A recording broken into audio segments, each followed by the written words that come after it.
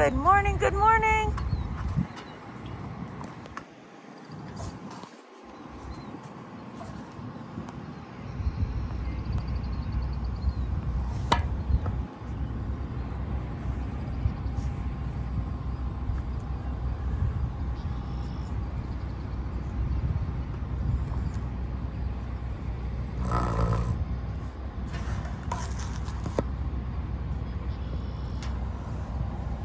So a lot of us are awake, getting ready for that rally coming up at 11 o'clock today. Tractor to look at our big beautiful convoy.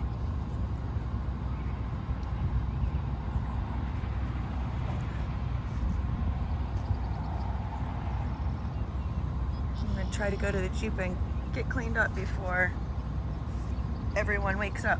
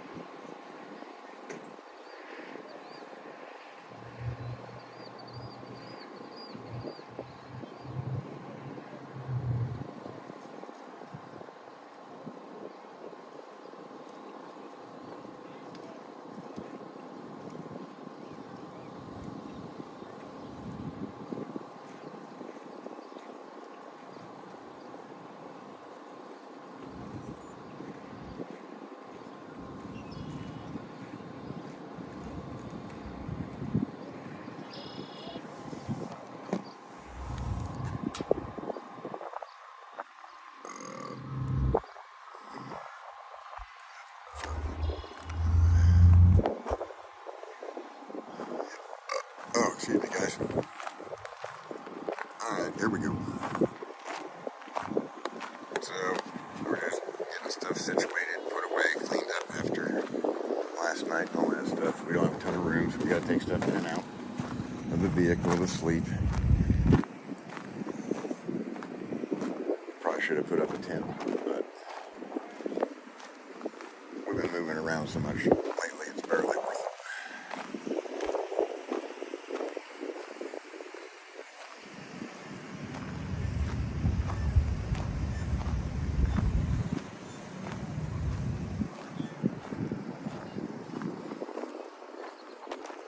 All kinds of people. There's the Freedom Outlaws, Minnesota Mike's back. He dipped out for a couple days when we were in the Minnesota neck of the woods, as I would expect. But we picked up a bunch of additional visitors. There's Jesse, Big Red Fan. A lot of people I don't recognize. A lot of vehicles I don't recognize. Nothing wrong with that. We're happy to have them.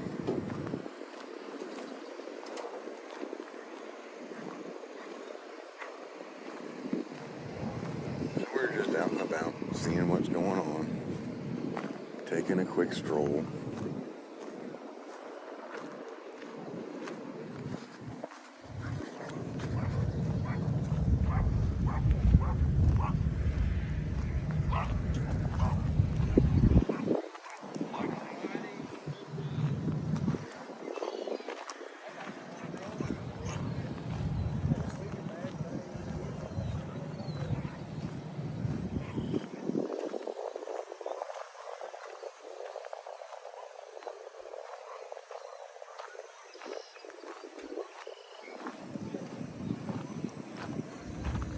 There's a good looking Airstream.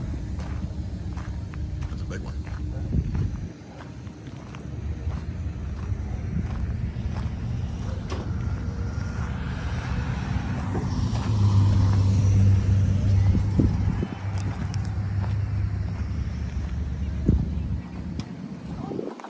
Should be a good day. We've got a rally at about 11 a.m. There's Ann and Valia. These gals are great. I'm coming.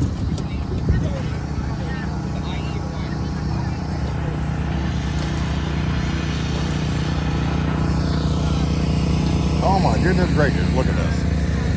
They've got everything.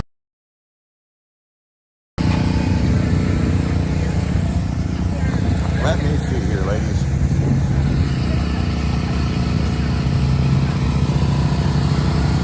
A couple hundred really great. Thank you, dear. That'd be great. Yes, please. Thank you. Yes, please. Thank you. Yeah, he's great. Thank you, Aurelia. Oh, here we go. Thank you.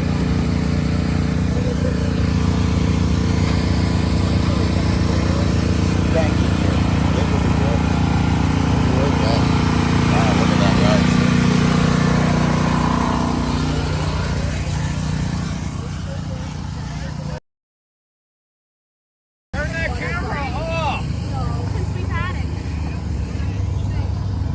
Warren and Tom. That's what I told them. Everybody's out and about, ready. We got a good breakfast. Like I said, a lot of new folks. So many that I don't recognize. That's okay though.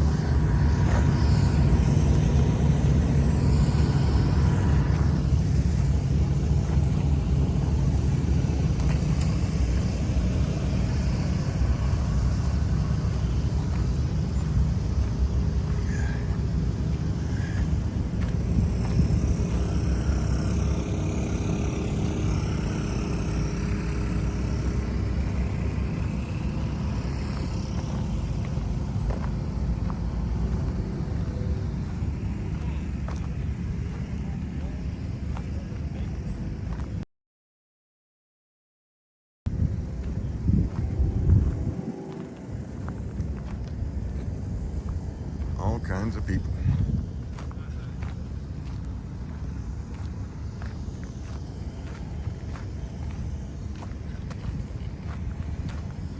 Milwaukee's red tractors. They got some old implements too.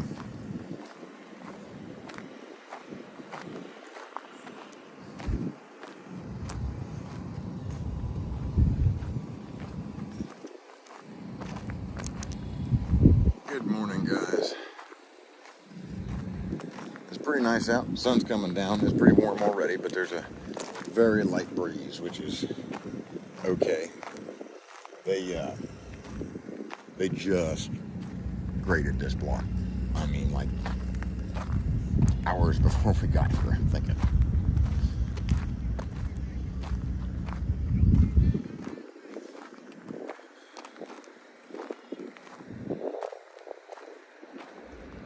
We got some rougher tractors out here that have been stripped down a little bit.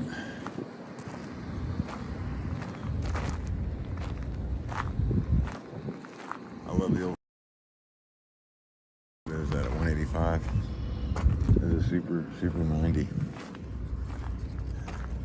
Got a Massey Ferguson 135. My granddad bought new, and it's a heck of a tractor. Little Perkins 3-cylinder in it. I don't think I've ever heard it crank. It'll click, click, up, up, up, up, up, up, up, up, up. As soon as the starter starts.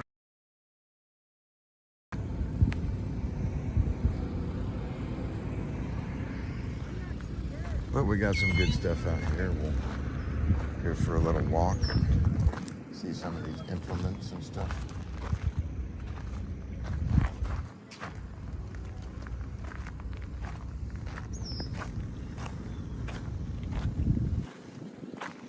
Yeah, let's see what we got going on. The orange ones, of course, are Alice Chalmers. Farmall. That's a Ford. What is that? I'm not even sure. I can't recognize them all anymore, guys. We used to get into these things nonstop. They'd go for nothing at auction. Oliver 4-wheel drive. Look at them fronts on that thing, John. Yeah. Somebody wants to be grabby, don't they? We're not fooling around now. Yeah, this is pretty serious. Nah, this thing's all made out of steel, guys. Very, very specific purpose, I'm sure. This was made for somebody's, a specific location on somebody's farm. Specific task. That's something else that they did a good job on that. I don't think that's a factory job, just looking at it. These were made in somebody's shop. They did good work, though. They did pretty good work. They're just welded around a old wheel, but it was fabbed up pretty nice. Here's some nice little Johnny 110s, 112. All decked out in every color of the rainbow. This is probably an old Alice Chalmers or something. WD, who knows? And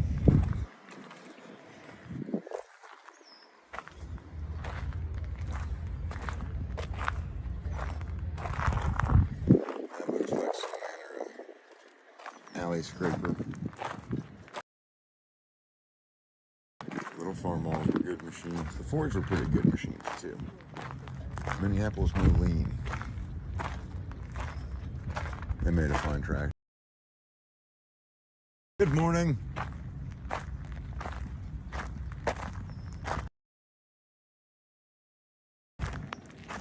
Alright, young man, this is a good sized combine. Anymore.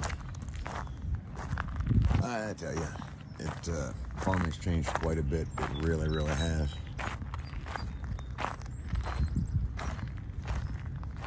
I don't know how many gleaners. Alice Chalmers Gleaner combines, gasoline powered, no tracks, no nothing.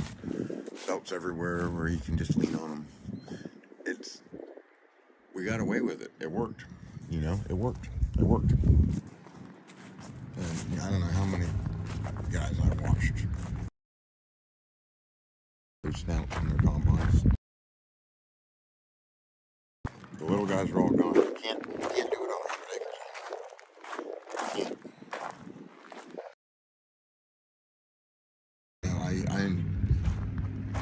know a number of industrial farmers that, without question, know what they're doing. The yields they're getting off of fields these days are incredible. I mean,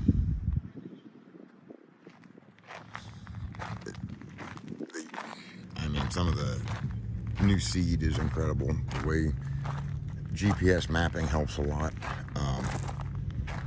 The guys are running big horsepower tractors. They have been pulling field tile. We used to have to dig it in with a tile machine. I don't see one here. They had one at some place we looked at earlier here a week or two ago. Oh, at that truck derailment cleanup place with all the antique trucks. But no, they can punch that tile in so quick, and they've got the fields just where they want them. No-till planting is taken over. I know a guy pretty well who is probably the world leader in cover crop technology. And, you know, we talk about organics and, you know, quality foods, and we're doing it. We're doing it. And not only are we doing it now, it's not that we're learning anything new. And like I said, just a few miles away from me lives a guy who's probably the world leader in cover crop technology. His results are incredible. I'll try and get put it in here at some point. But yeah, he's running sunflowers and clover, and it's tilling it under. It's old school technology, and you're about the same number of trips across the field, which is what all this stuff really boils down to. Ooh, here's an old hand crank McCormick Deering. I bet it's got an electric start on it, but maybe not. I don't see a battery yet. Nope. That's a good one too. It's been really well redone. And we can look at the exhaust manifold and say, it's apparently been restored. And that's fine. These things were bought.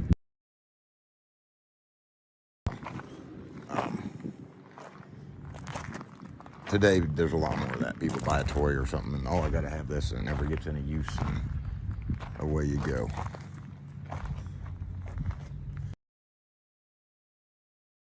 Your general purpose, look at that.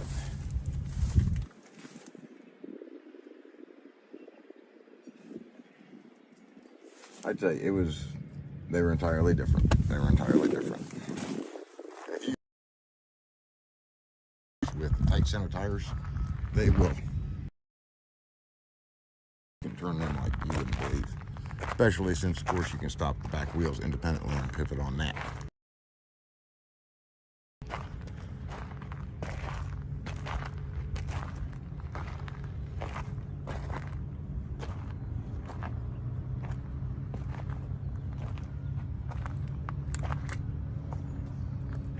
I don't know how often they do this, but it's pretty cool. Ooh, here we go.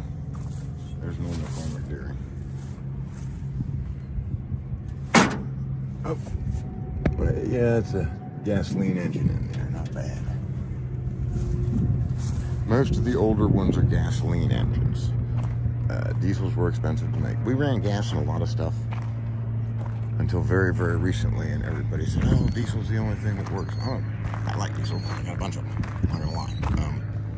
There's benefits, especially in high torque, high work applications. Passenger cars don't need them. And if you got, you know, a camper or something, or, you know, 3/4 ton here, you don't need a diesel to pull on. You don't. The new gas are great. They're so much less expensive to maintain.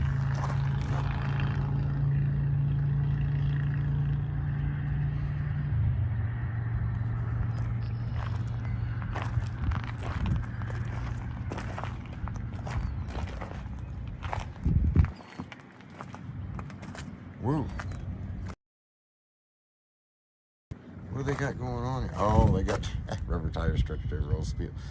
it can be tricky to get tires for some of the older wheels and older hubs. New wheel to bolt up to it. I know that we've got a number of old hay wagon sitting around and running. Would be great to do something with, but you can't put tires on them. Decent ones, something like this, but a whole lot.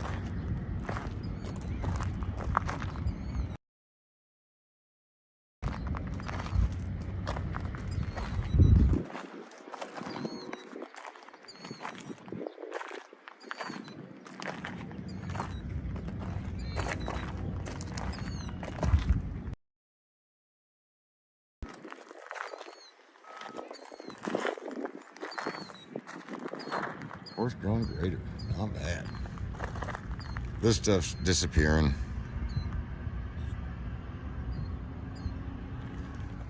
Yeah, I'll tell you. What they get for the reconditioned ones, and the markets due to everything.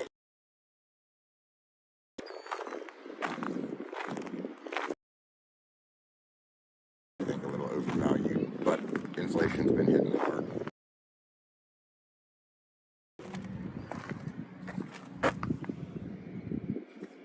Yeah, I guess take them to auction, but I don't know who's going to buy some of these tires. Some of them are brand new.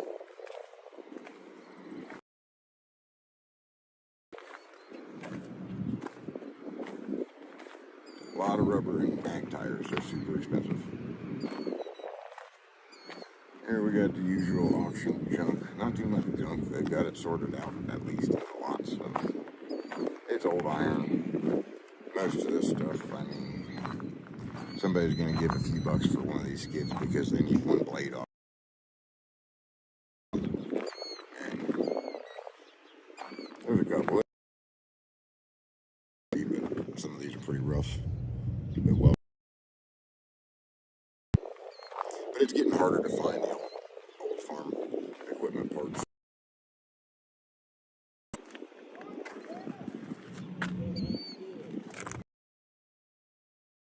Here's some chain and binders, more cylinders.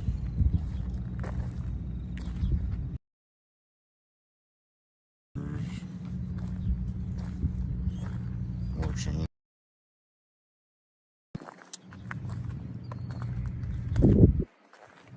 Planter parts. Miscellaneous. Planter parts. Plow parts. Planter parts. All kinds of stuff.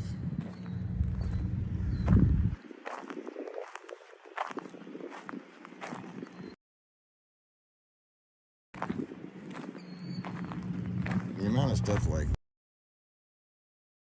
no, this is a ground drive sickle.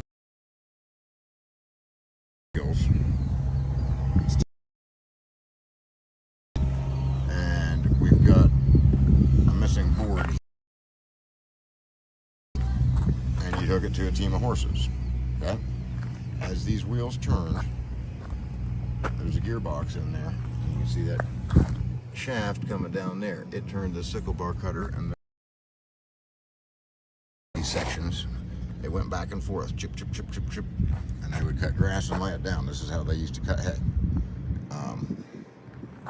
I remember concrete blocks or barrels of water or whatever, so you keep a solid contact with the ground. Being pulled by tractors. They still cut. This one's getting pretty beat up. It'll go in front of somebody's house as a decoration. More. That's where most of this stuff ends up. Still with it in the homesteading resurgence. But yeah, this is all old ground drive equipment. There's a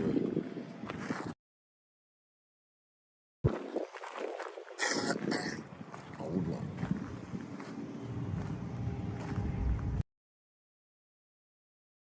little bit more modern equipment driven. Some of it's still, obviously, just needs to get dragged through the dirt. Some of it corn picker. And these, I'm sure people make new money. It'll bring good money. It will.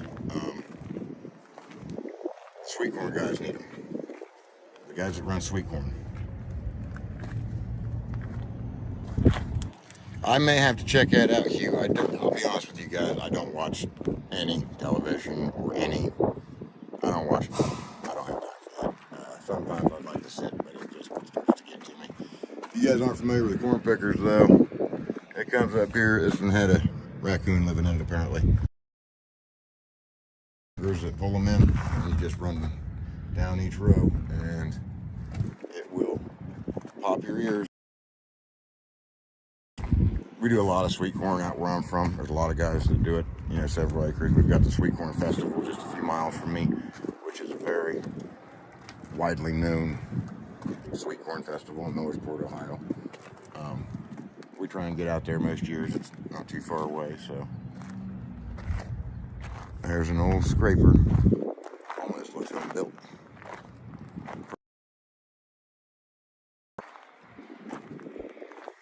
Another ground drive sickle bar cutter. And yeah, guys would use these. I mean, they were not that uncommon. People were still pulling them with little Ford 9Ms and stuff. And now, like I said, has made this stuff a lot more popular. But now here's a power drive one. There you got a PTO shaft comes out, I'm missing part of it, and hydraulics on it. A lot more. Better control capability.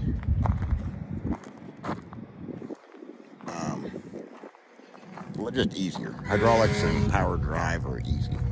They don't jam up on stuff. You got to be scooting. If you slow down with those ground drive units, they don't have the inertial effect to keep them running quite like you would hope.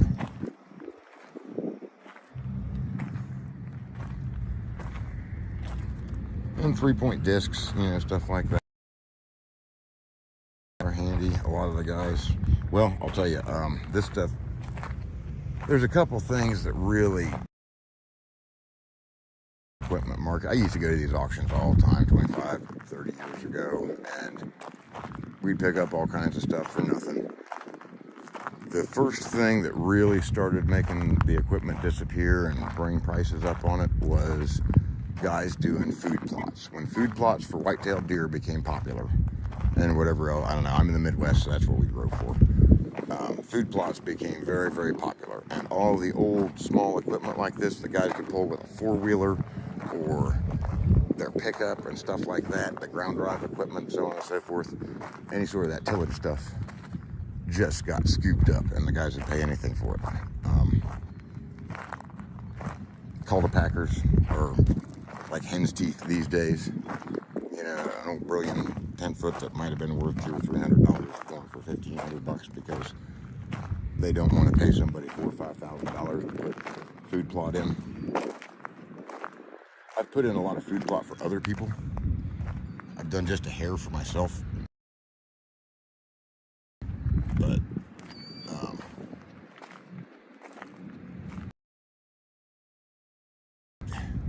wasn't worth the cost for me. And to be honest, it was a mossy oak blend or something that grew a lot of good turnips. I dig them turnips and we'd eat them. The grass is not so much, but a lot of the old equipment has disappeared because you can use it on the small hobby farms and the homesteading stuff. People are way, way into that, of course, which is good. It's you should try and provide for yourself your own food and stuff like that. It's a lot healthier, tastes a lot better. But I understand that in order to, the whole dynamic has shifted. And there's a PTO drive generator. Let's see, what is it, a Lindy? Wind power. Probably run. They didn't know in the good old days to make stuff so that it would wear out in 5 years. The idea was, hey, if I want to keep selling these products, I better sell the good ones so people know that it'll last. Now, everything's junk.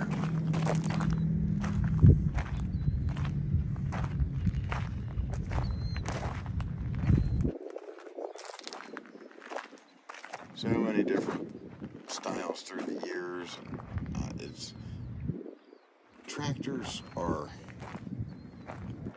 Tractors are really cool because we had automobiles. They were used by the general public. Farmers, as a general rule, have always been frugal individuals. They take care of their stuff. They expect it to last a long time. It's just how it is. There's a lot of stuff you won't even. For instance, you guys see this? We start this tractor by spinning it.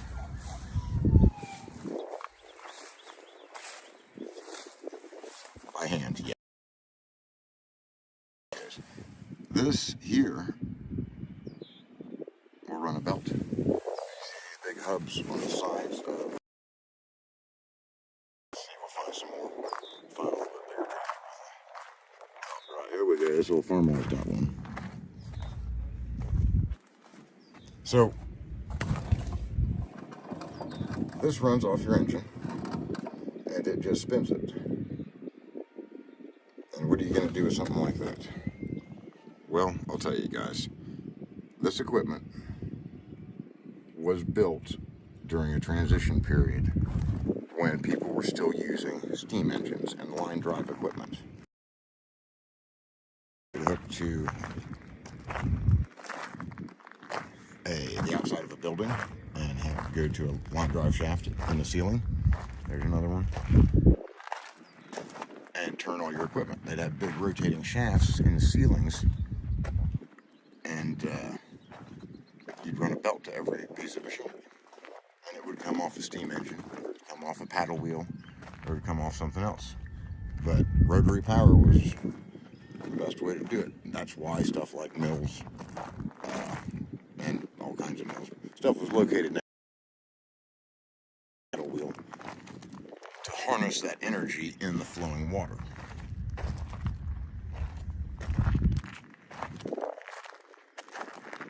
It's a good old elevator too. It's pretty clean. Those babies will shoot some hay up. That's electric though. I prefer gas. Just a little bit easier. Not driving cords, but you're usually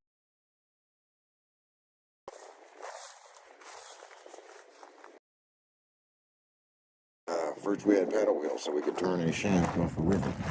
And we use that to turn our equipment. Just a big shaft going through the ceiling. You have a long belt going down to each piece of, machine tools or saws, sewing machines, whatever. That was the Industrial Revolution. And then we graduated to steam engines. We had steam engines, which were usually stationary, and steam traction engines, which would provide attractive effort, steam tractors.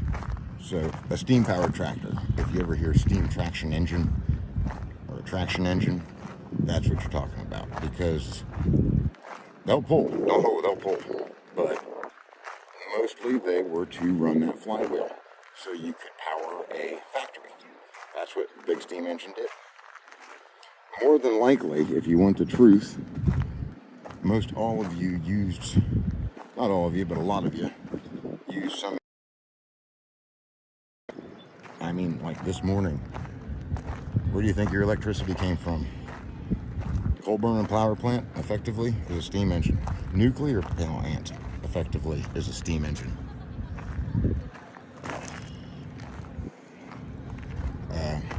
We heat water, make steam, turn something, however you do it, and away we go.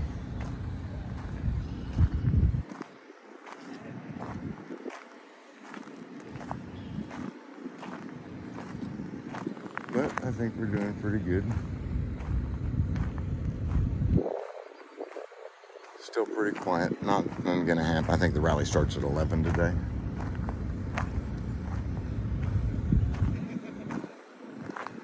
They got all kinds of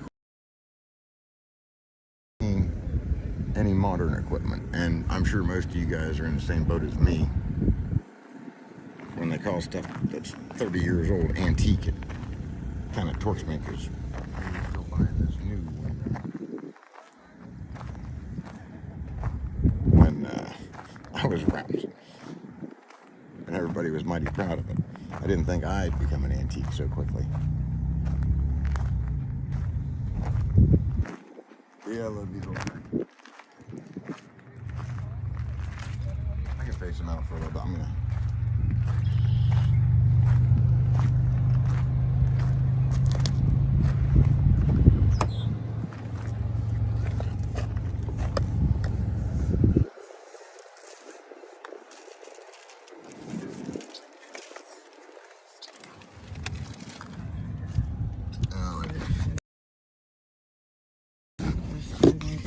Hang on, guys, and I'll take you for a second. Oh, thanks. I need all of the trash taken for sure. And I'm still using this spot. I don't want anything on the floor. There's a spider there.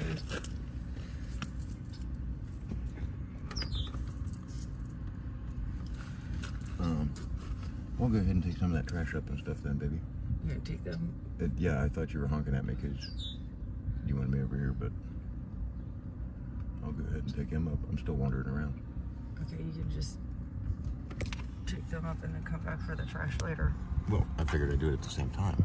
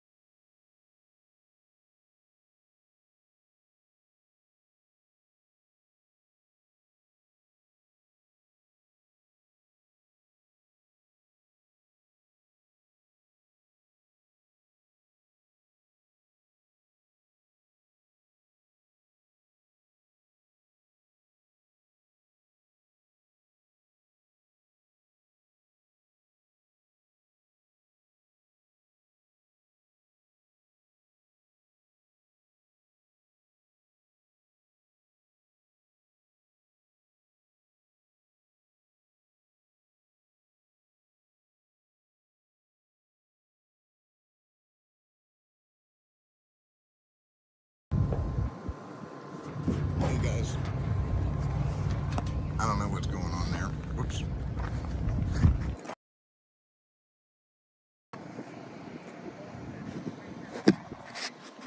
Okay, let's see what we can go check out here.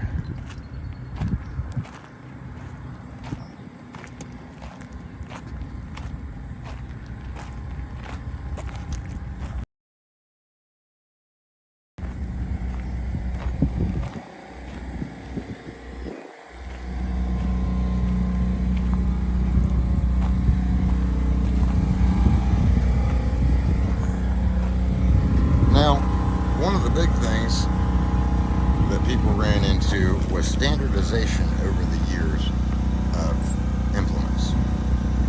This is Alice Chalmers, this is a Farmall, and we're looking at different stuff. These are mowers, but they're also tractors. And this is a Deere pre-3-point hitch. So hang on, guys. You see how most of them have drawbars.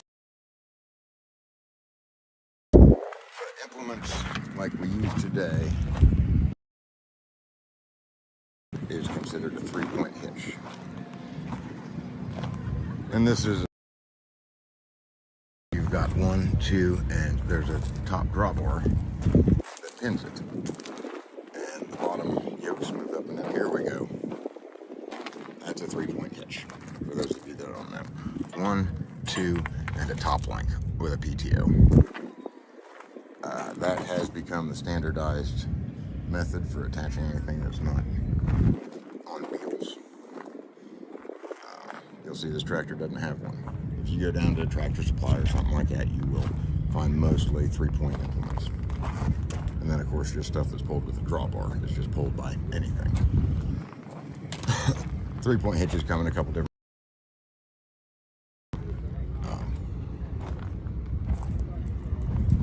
And here's another different variant where these would rotate up.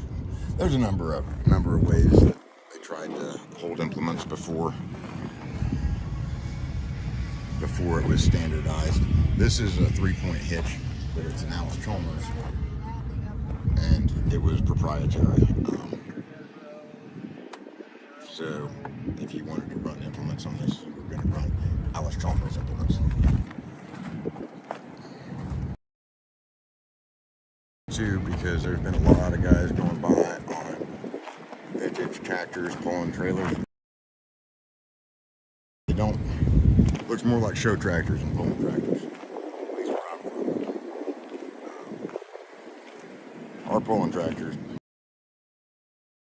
around me run like a pre-59, and you know we're not the super sports, we ain't got that kind of money in Southeast Ohio, but they're some diesels, but most of the places like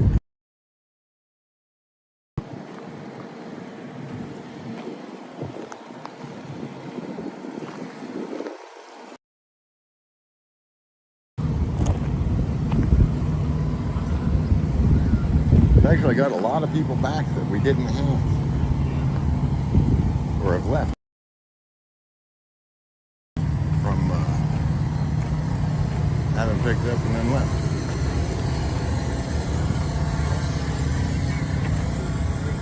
Carriage one here. Some people have been with us the whole time, some dropped off for a couple weeks. I understand. Hang on, we gotta go say hi to Tom's mom.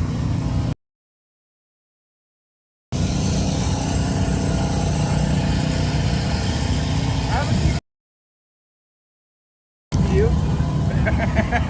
You don't have to walk around. Yeah, but I like to see stuff. Oh, so do I. Look at the clouds. Clouds aren't bad. Clouds aren't bad. Morning, Mom. There it is.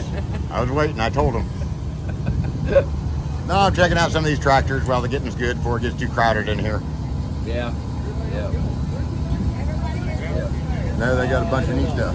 Yeah, good use for a 5-pound can of beans, right? Yeah. I was looking at a couple, I'm like, well, I know what they're doing. Showing them down over the pipe. I keep running, taking rain. Yeah. Yeah, we got 2 flatbeds here. Hell, we can load up about 6 of them tractors. 6 or 7, I bet. I'm sure there's a dock. there is a dock over there. Here we go. And they got a short one and a tall facing that way Perfect. over there. You go. So they got the short one for you and the tall one for you? Happy.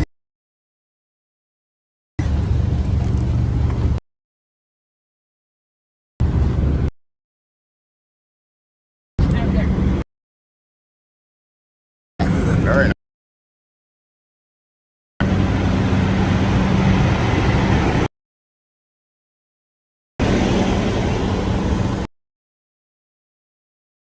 If that red truck turned around, that's the dock. For what it's worth, all the tractors on the back looking for somebody to haul them. Just wait. Yeah, third set of ramps for most of them. You load them right there. Looks like it's going to be another nice warm day. I think you've got the tallest flag, of course. Gotta overcompensate somehow. Ah.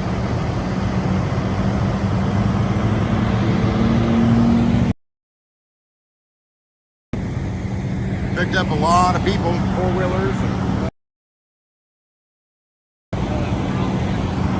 One of the others, again, we're down on the end. Is he over there? I'm not. I don't think so. He was, no, Brian's parked where he was. Yep.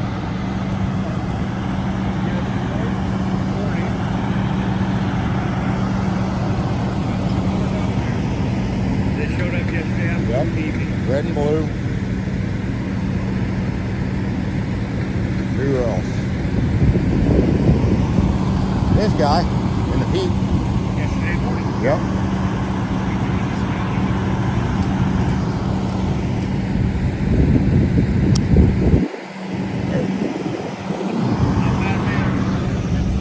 Ah.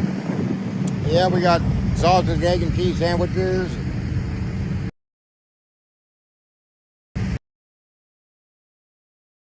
Fried up for us. I'll take a walk up here and stroll past. On the front. No. G's truck. The map. The map.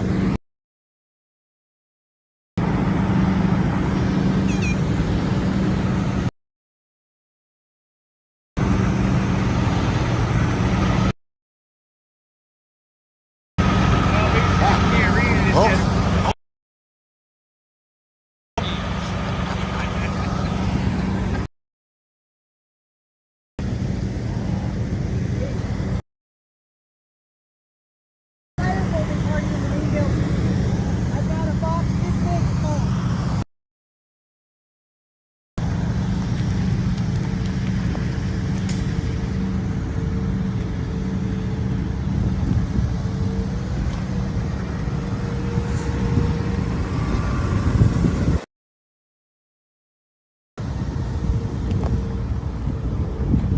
Go back. Even John Deere. I mean, look at this. I could make most of this stuff in my garage, well, my shop. That's a Deere dozer blade. Look at this stuff, and it's very, I mean, it's rudimentary. It really is. It's all I need, but they just bent some steel and welded it up.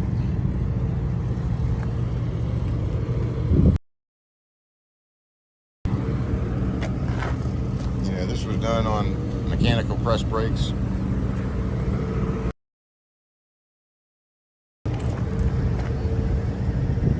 The castings, of course, needed to be cast, but other than that,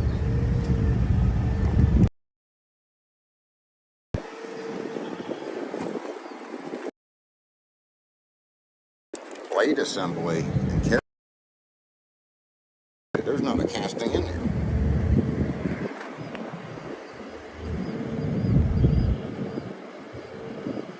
Manual adjust tilt. Oof. Pull that pin, slide that back to that hole, and on the other side corresponding. That'd be rough. What is that, John Deere 300 industrial? industrial tractors were just like the regular tractors, except they were painted yellow and they were stiffened up a little bit. As always, we're equipped with loaders. Here's an old JD 440 loader with a ripper on it. And that baby, probably missing something. Let's see here. Maybe not. There's some way to hydraulically lower that, I'm pretty sure. But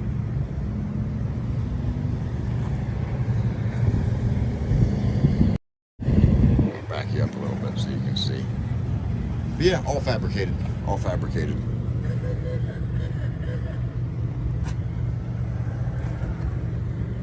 Which is pretty neat when you think about it.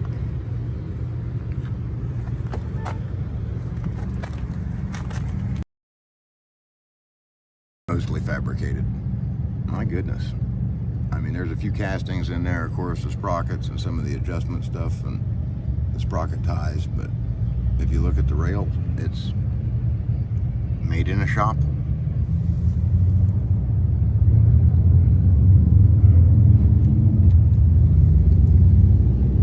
And pads are about worn out, but I'll tell you what, you put old equipment, don't put new pads on it, put used tires.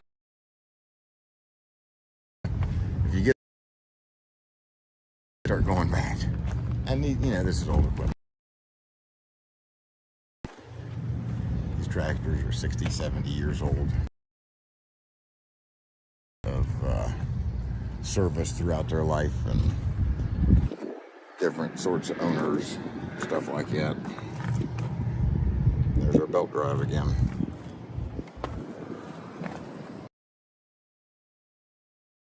Amish still use belt drive pretty consistently. They have scooped up a lot of the old line drive and do stuff a little bit funny. And it depends where they're at. But the ones around me,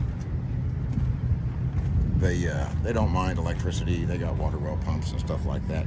They won't be tied into the grid, but they've all got big welders, engine-driven welders sitting outside that they run their water pumps and tool rooms and stuff with. They got steel wheels on a tractor as opposed to rubber tire. They're okay with that. Mostly it goes back to, I think, not being tied into general society. Tires are a wear item, steel tires are not. Rubber tires are. So that's how they go that route. Here's a cultivator tractor. You see the cultivators. They are mechanically raised and lowered. And they just hang out on there until you put them down. This is how we did it. Wow. 8 feet wide. Can you imagine taking that much in a single pass? Now we've got stuff that bat wings and, you know, you're hitting 30 feet in a single pass.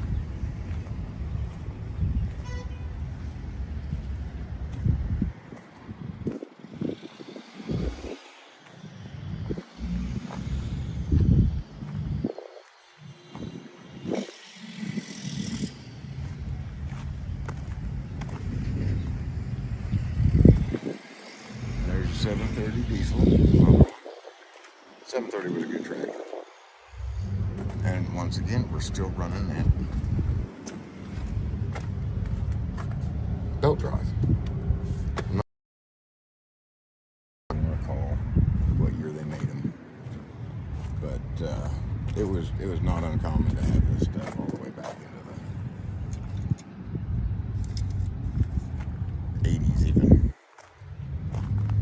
You know, a lot of the machinery was still good. And the older machinery tends to be built a lot better than the new stuff.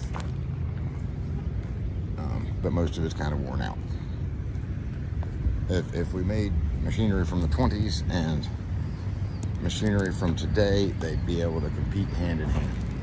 And the old stuff would outlast the new. But at this point, it's a little bit different. So we're gonna check this out, guys.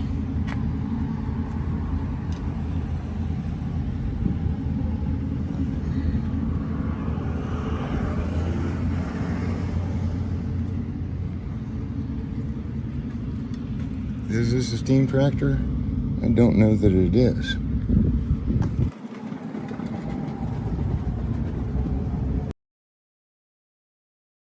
Stuff. No, this is a hit mess. Wow. This thing's nice. I don't know if it's selling or not, but I mean, good Lord. This is pretty cool.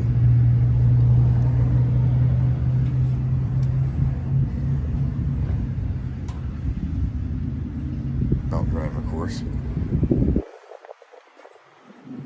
So let's see here. There's a runner that goes up fan. I don't know if you can see that, but it comes back. There's a tire that runs off this flywheel.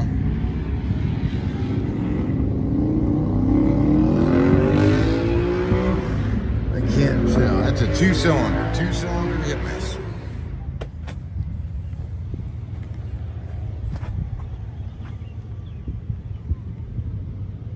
Pretty cool.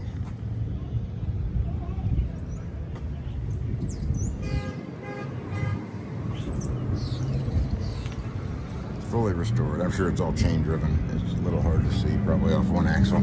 Oh, they've got a chain case on it, which I'm kind of surprised at.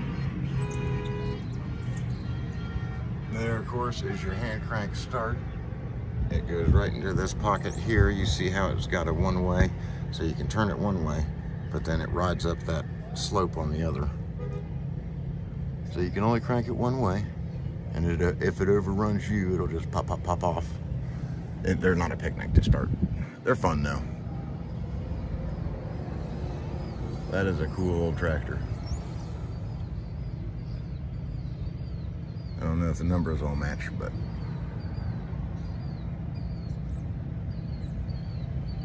what a cool old tractor. Everything you need, nothing you don't. Let's see here. I doubt if there's pedals. Nope. All hand stuff, hand clutch, hand engagement. Hey, how you doing? Good, how you doing? Not bad, not bad. That's a cool old hit mess, isn't it? Yeah, it is. I used to watch them things on up there up in Michigan. They had where they run. Matter of fact, they used to run them down here in New Harrison. I believe it. I've seen a lot of guys. Seems like they're big into tractors out here. Yeah, well, you from the Convoy? Yeah. Oh, Yeah. I'm out of Ohio. Oh, really? Me and the wife come down a little bit to visit some people down here. Appreciate it. Yeah, they had years ago they used to have a place around here I didn't go to. They had the hit and miss motors. Yep. And they could run across the fields here, see what they could. Oh yeah. Yes, they could plow Yep, it and yep. stuff, you know. And I don't know if they still do that anymore. But, They're getting harder and harder to come by, and the guys that got them are less likely to try pulling with them. now they have a place in Michigan, which is Jones, Michigan, which is probably about 40 miles from here. Okay. North, straight north, right off of 40. It's down the line, 60. And they run these things in about July. Okay. Old tractor. I want to give me one of these. That's a hit mess, dinner bell. You know what? You know how you start one of these? Yep.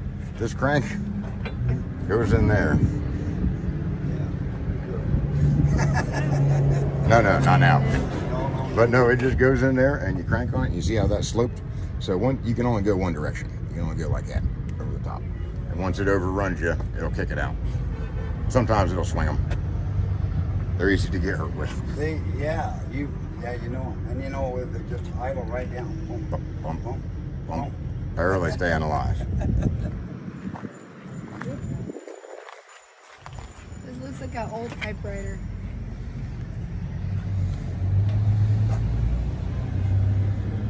Yes, it does. Is this awesome? This is cool. They got some cool stuff here. I love the old stuff. I do. They're long gone. Old Jimmy, Brigadier. I saw it earlier. Yep. That yellow bulldozer tractor looking thing. That little yellow dozer. Yeah. I want one of those. I told the Convoy, if you give me a tractor, and I could probably fit Oh yeah. I've drove many miles down the road on tractors similar to these. It's on gearbox. That one. I can ride that one.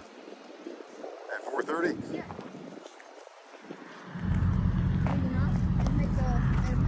Yeah. It'd make it. Hey, there's a tractor. There's a freaking tractor. I can't remember, but they did that a few years ago.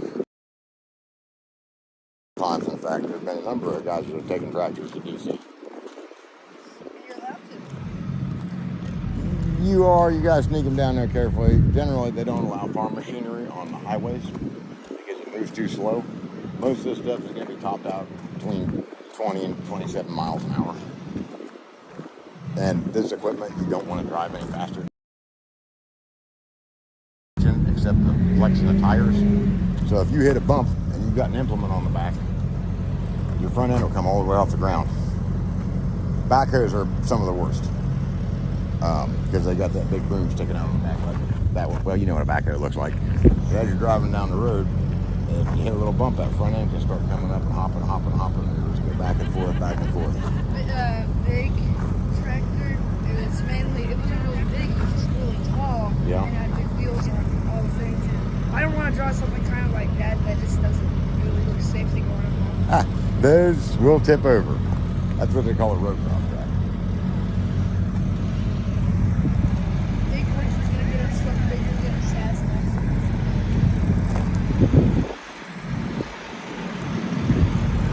I don't have a sleeper on any of my trucks, but I'm not over the road. I stay at home. Well, close to home. That's what we call day cabs, because you're only in them during the day. How did you learn how to become a mechanic? How did I learn how to become a mechanic? I had a bunch of old trucks and equipment, and it was too expensive for me to hire people to work on them, so I had to do it myself. And mechanical stuff is just, it's all the same. It doesn't matter what it is. Parts intercept each other in a certain way, and once you know how that is, it doesn't matter if it's a printing press or vegetable scrubbers or poultry equipment or machine tools, heavy equipment, trucks. It's all the same stuff. So you can fix that one and the freight ladder. Yeah, they're about the same. Mechanics have been figured out for a long time, and the way that parts intercept with each other and work together, a lot of the stuff is old. So the truck's old technology, has not changed in many years. But what we have changed is the way we control them. And now they're computer controlled, electronically controlled, and those are different components that didn't used to be there that now have the potential to fail. You know what I mean? My trucks are from before 1995. They got no computers in them. Nothing. No way, no how. I got to pull a lever to shut them off. She won't do it. So, and that's how they were designed. It's just a mechanical shutoff in the fuel pump. But they don't have a lot of the same trouble. Minion's down with a DPF filter. I don't have a DPF filter. We didn't have them back then. No such thing. So they go a little bit different. But what I will say is the same engine that I've got in a couple trucks was one of the most reliable for decades. They made it electronically controlled and it became a piece of junk. So I still prefer to sneak back to the old ones.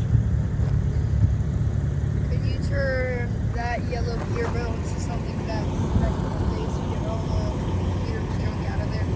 No, not really, because in gear and design. Right about 1995 is when they started making electronic engines versus mechanicals. And we picked up a little bit of mileage, but not a ton. Now, I will say, Mudpig says he's getting as much as 8 miles a gallon sometimes. But it depends how you drive. Most of these guys, me, we get like between 6 and 7. Sometimes a little under 6 if you're heavy on it.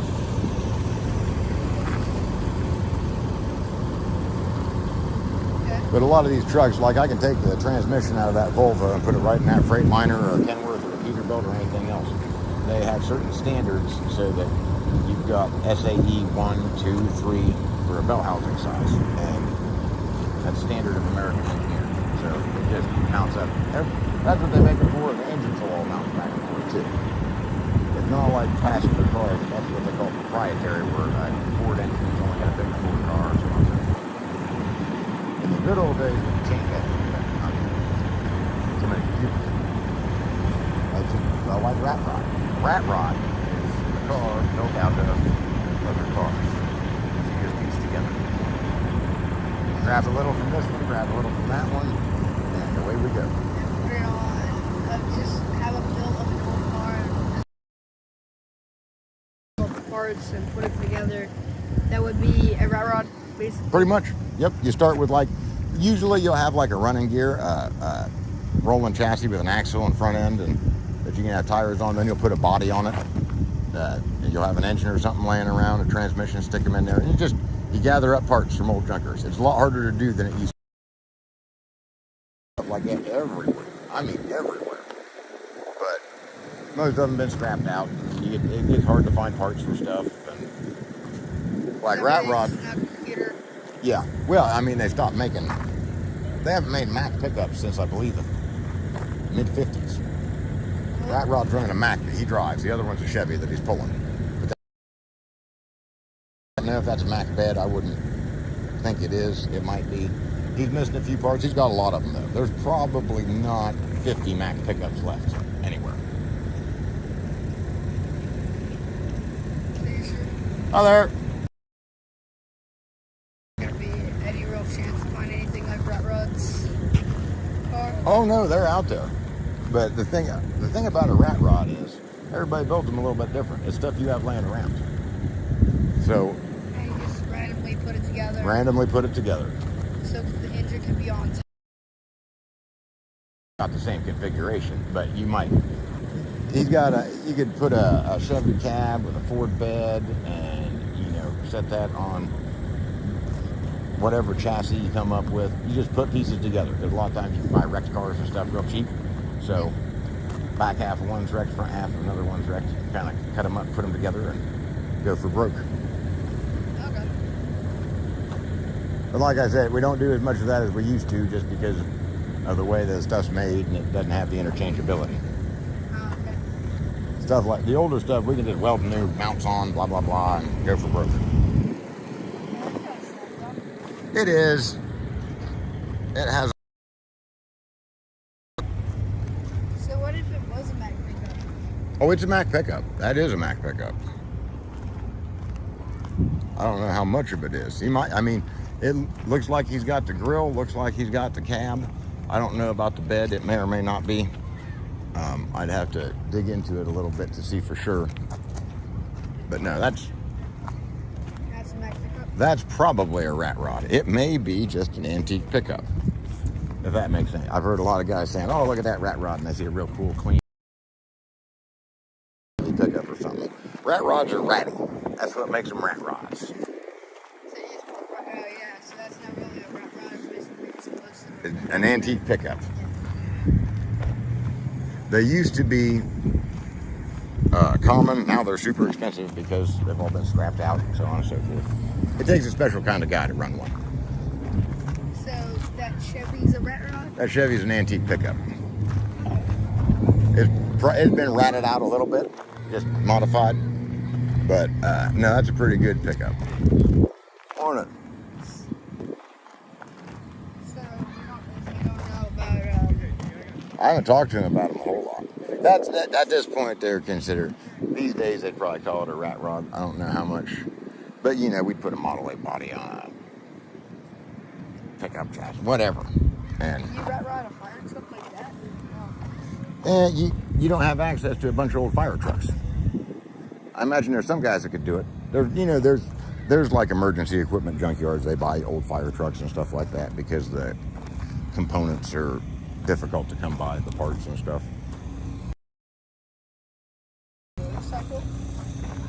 We call those choppers. But yes, a lot of motorcycles are pretty easy to make from scratch.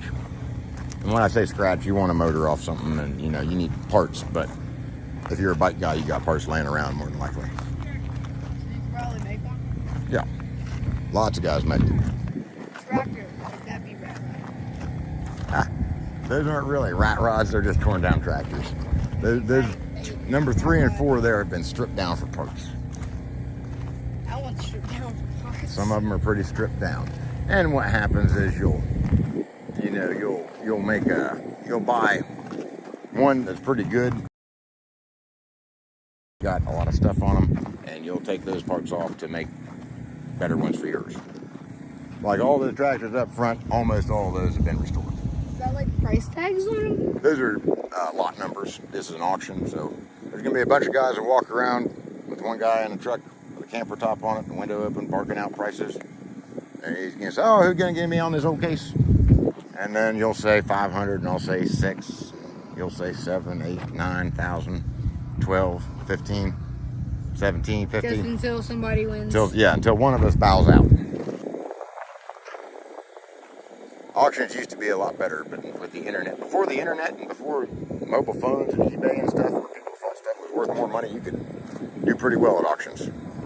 Anymore, it's they got heavy buyer's premiums, and they got online bidders and everything else that actually looks up how much it would actually cost. well, that's the thing. Stuff doesn't actually cost what it costs on eBay or something else. You get a national forum like that, and they can charge whatever they want. And most of those prices are just asking prices. People aren't actually paying that much for them. But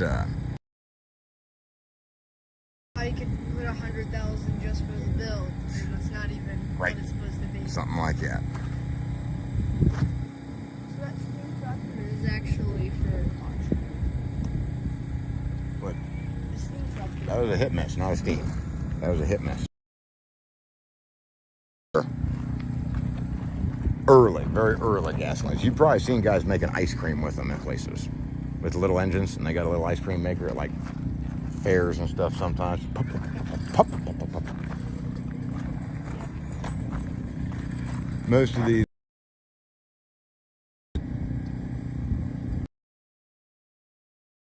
Are you around anymore? I didn't. There's still some around. Steam tractors are what usually called traction engines, and they're out of the nice-to-have category. If you find even scale, so a lot of guys have built scale models of steam engines, steam traction engines, but a quarter scale case 14 horsepower is still about the size of that thing. So they're out there, but a tractor like that will set you back probably 15 to 20,000 these days. There's only a handful of guys. Steam engines are a little different, and they require some. And a few years ago, there was a guy taking one to a show, and he was driving it on the road, and the police stopped him, and he didn't have his boiler full, and his crown sheet was in bad shape, and it ended up blowing up. And when they blow pretty good. The other thing is, usually when a steam engine blows and they start running away, there's only 2 or 3 guys in 100 miles that could fix them, and they're usually standing right next to us. I mean, we're talking about rare stuff. The guys all know each other. That's why they don't make steam swap engine parts. cars anymore. They're not real efficient just because of the way they work. Electricity is still made on steam engines. For the most coal burner power plant, steam engine. Nuclear plant, steam engine.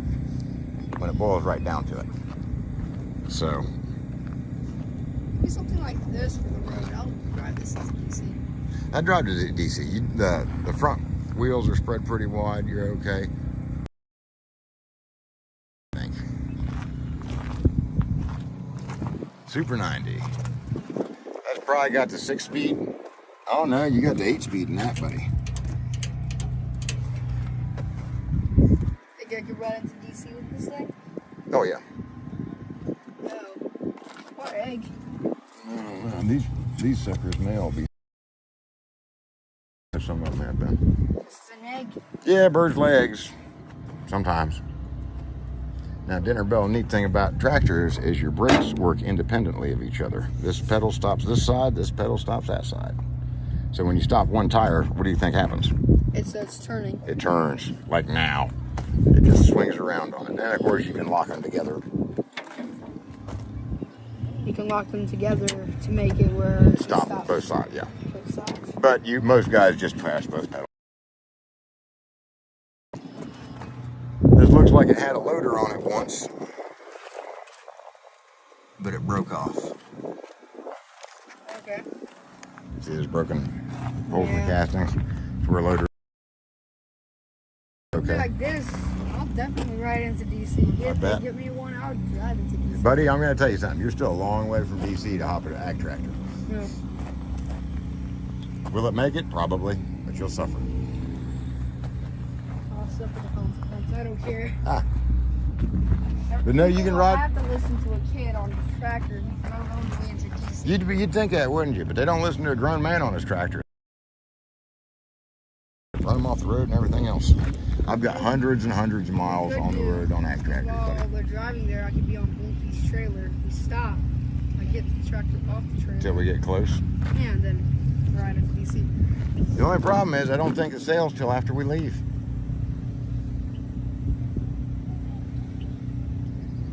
They'll sell all these in one day. I have a couple hundred people in here, and they'll walk around and they'll sell every one of them in one day. Take about 5 minutes apiece. See what it'll bring and then go on to the next one. So that's how those work. Yeah, all these will probably be sold in a day. Oh yeah, no, they'll come through here and that's not too bad at all. Yeah, they'll probably start, but they'll go through and sell all this stuff in one day. They'll probably run half of the back stuff, and then at like 10 or 11 in the morning, they'll go up and start on the deers up front. They got a bunch of deers up there, and that's what brings the money for whatever reason. They're good tractors, but they're the most popular. And the most popular stuff always brings the money. Okay. Other stuff might look better. You know, Studebakers and DeSotos, awesome, but the Fords and the Chevys are what bring the money. Okay. John Deere and Case bring the money. Massey, I'm telling you right now, Massey Ferguson made it. Real good tractor. Real. So you think that's going to be sold pretty quickly? They're all going to sell quickly, buddy. Like I said, there's going to be 5 or 6 guys standing in front of this one. And there's going to be a guy in a pickup truck here with a microphone. And he's going to say, who starters out of 500? You'll say me. I'll go 7. You'll go 9, 11, 13, 15, 17, 19. And they'll ask me for 21. I'll say, no, I'm out. And you'll get it for $1,900. And then they'll move on to the next. That's exactly how they go. It only takes a couple minutes. And they won't sell stuff, and they wait for people to come in. But no, auctions should only take about 2 to 3 minutes to sell an individual item. And then you move on to the next one. They write it down. At the end of the day, you go up to the office, give the girls your bid ticket, they tell you how much, you write them a check, and away we go.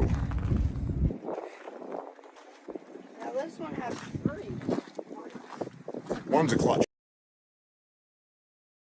So that'll disengage the transmission, and those 2 are the brakes. You'll be able to tell the brakes because they've got that dog to lock them together. It's stuck because. But yeah, this is a little. Look at that drivetrain on that, buddy. There's your engine. Steering, we come back to here, and you see this thing. So This is what this tractor was good for. This? That spins when this baby's running. Okay. And then it turns a belt.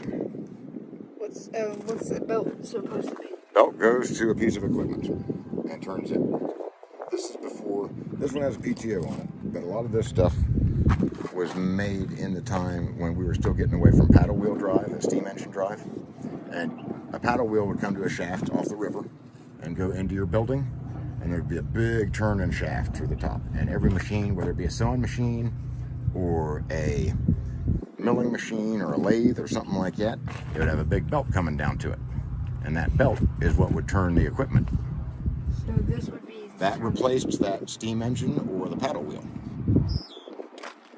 So this would be the paddle wheel or the steam engine? Effectively, yeah, because they'd do the same thing. It'd have a belt that would go up to the shaft in the building and turn it. But that's how we ran everything. Everything. That's why when you go to Just me and just all the kids riding those. Lawnmowers. Lawnmowers. Oh, lawn mow the streets. Those have all got the decks off. Those are toys now. Get those for kids. And the kids can mow the lawn for $5. $5 if you mow my mansion of a lawn. You'll probably make a lot of money off of these. Is the auction house doesn't own these. Guys like you and me bring them in. People that have them, and a lot of the stuff, the antiques, and either I got too old and can't take care of this stuff anymore, so I take it to auction, or I get tired of it, or I pass away and my kids don't want it, something like that. So they just drop them off. They bring them out here, and so the auction company will charge them about 10%. So if I bring a tractor out here and it sells for $1,000, I'm going to pay them $100 to have sold it for me. So I'll get $900 out of it. So, yeah. So people just bring in a bunch of stuff, but they get most of the money. It's just they either get 10, maybe 5, maybe Right. Higher. These days, a lot of places have what's called a buyer's premium, where you're paying 10% to buy it for the privilege of buying it. That's relatively new. Auctions have changed a lot. enough for almost all the kids. That is a big one. Now here's something cool, Dinner Bell. Do you see these bars on here? Yeah. How they dog out and go like that? And let's see if we can mount. Can you see those lugs on here? I don't like them. I've only seen them once. Well, okay. Do you know what these do? Yeah. So you see how the wheel... You can loosen those and drive forward or backward a little bit, and those lugs will slide down this rail. Tire either all the way in, if you put it on this side. If you run that all the way in, tire goes all the way in, and the tractor gets narrower. Okay, so this and this are going to be just about in the same plane. If you run them the other way, the tractor is going to come out wider. Tires are going to come all the way to the outside. And that way you can adjust them to the width of your planter so you can drive between crops. Does that make sense? Yeah. So they'll have, so it's just to change far out their, or how spread out they are. Yeah, that's what, I can't remember, different people call them different stuff, power adjust, stuff like that, but it just made it easy. Otherwise, you got to take this off, flip it over. There's a lot involved with moving tire width until these came along. So a lot of the manufacturers run something like that. This thing here, when you see one of those with that little tip in it, a lot of the guys will have one of these on one tire of their truck or something. That takes out the inside thing. Take that cap off, flip it over, and pull the Schrader core out, and just let air go freely in and out. Which, if you got a flat tire, sometimes the best way to get it going is to take that core out and hit a rubber tip blowgun, and you can get air through it fast enough, it will make the bead.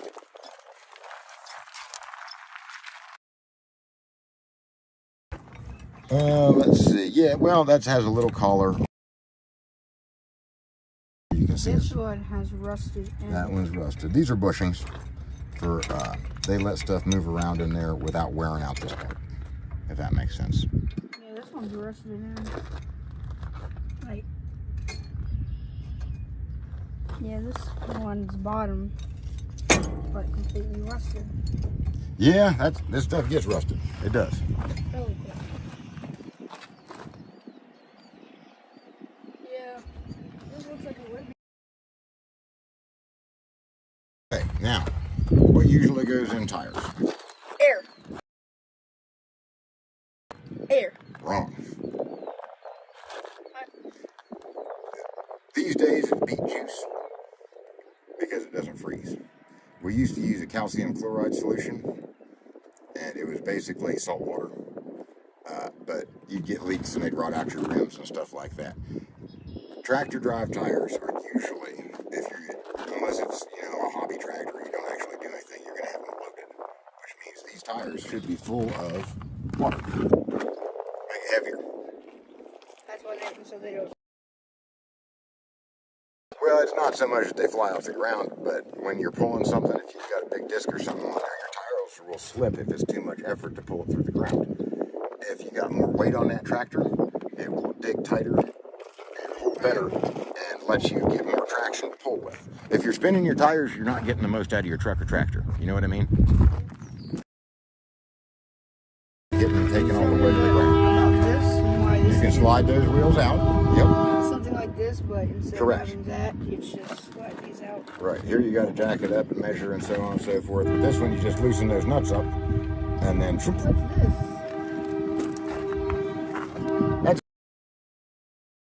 this? most of these have manual chokes on them, so you have to Aren't all tractors manual?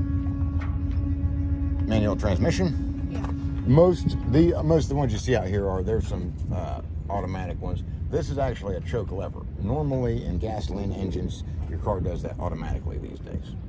But you have to pull that out when you cold start it and then push it in as it warms up and just kind of feather it a little bit sometimes. This is your gas pedal up here. Those raise your hydraulics up and down. This one's because the brakes are on that side, this one is.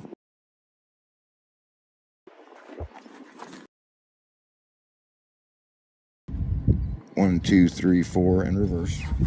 Now a lot of these will have multiple ranges. So you'll have 1, 2, 3, 4. Don't put a little tip, never take anything out of gear if it's in gear. We're on kind of the hillside here. You pump that tractor out of gear. Why they have it in gear so it'll roll away. It will go that way. And what do you think is in between it and that way? Me. Dinner bell. So it would flatten me. Yes, it would. Lot of accidents with agricultural equipment. A lot. Because, yeah, you're standing there just absentmindedly, you kick it into neutral and away she rolls. You got 1 foot under the tire already, it takes you down, that's it. Never put anything out of gear. If it's in gear, it is probably there to hold it still. Now these are pretty cool. You see those? This is no longer four-wheel drive. Not a lot of four-wheel drive tractors until recent years. But these were homemade wheels. They're just welded on to old rubber ones. Or the rims that the rubber tires came on. But so these are not original tires. that is not the... Like... What I will say is this guy, I'm hoping, he must have done some good math. It took a pretty intelligent individual to do this. Because on a four-wheel drive, there's gear ratios, and if on four-wheel drive pickups, you have to have all 4 same size tires. You can't run smaller ones in the front. If you run smaller ones in the front, you need to adjust the gear ratio, otherwise these will run much faster on them. Does that make sense? Because we've only got, let's say we've got, what, 10 feet around that one, and 18 feet at the same engine speed. This one's going to go a lot farther, and that one will not. This one's only going to proceed 8 feet, and that one's going to go 18, or 10 and 18. You know what I mean? So they got to mess with that a little bit. But no, somebody built this for something very specific, I have a feeling. So do you think he messed with the gear ratio? He probably just got pretty close to where he was. If you can slip a little, it helps. I knew one guy that did it on a pickup, and he ran big tires in the back and smaller ones up front. But it took him a lot of math and measuring a lot of tires to get dialed in. And he was still real scared about running it on pavement.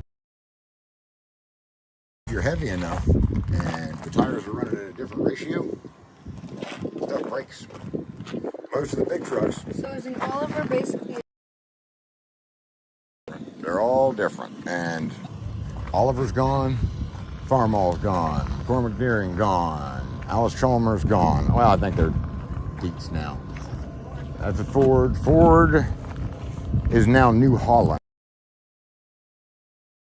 But a lot of these are gone. A lot of the tractor manufacturers went away. People don't need tractors like this anymore.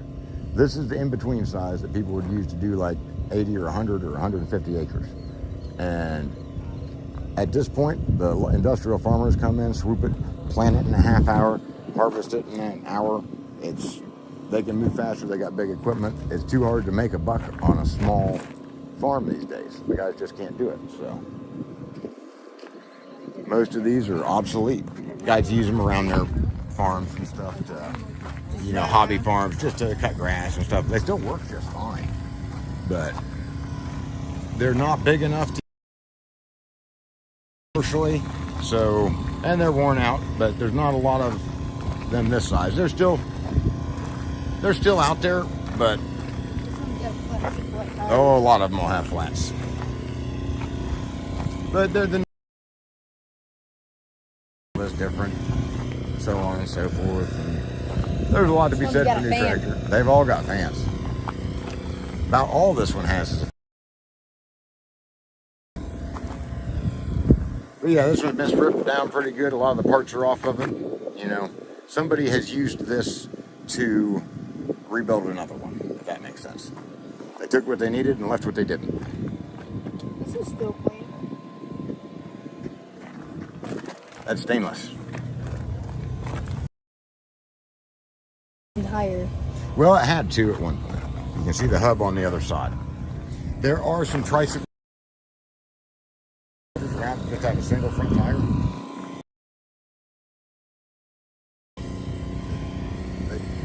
If you look at them, they look like a Y.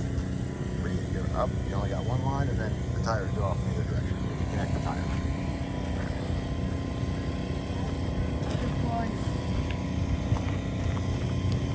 Oh, I'm sure it's tough to turn with four-wheel drive on these tractors. But yeah, like the truck tractors, semis, most of them have got diff locks, which that will make both your rear tires turn at the same speed. And that's great if you get stuck in the mud. But the problem is if you go around a corner on dry pavement with your diff lock in and you're loaded heavy, it will blow that differential out, which sounds, it's loud. I was behind a guy that did it one time. But you can barely turn them, but when you go around that corner, the outside tire is trying to turn a lot faster than the inside one, right? Since it's going farther. Look at that, that's pretty nice. They got a shot. That's cool. It's cushy. The new tractors are a lot more comfortable. New trucks are a lot more comfortable. New stuff's a lot more comfortable. We've really moved towards operator comfort. You know, when you're transitioning from horse and mule teams to any kind of tractor, that's like the best thing going. So, well, I better go check on the boss lady, see what she's up to. I think there should be people start showing up pretty soon. I don't know what time it is, probably getting 10 o'clock at least.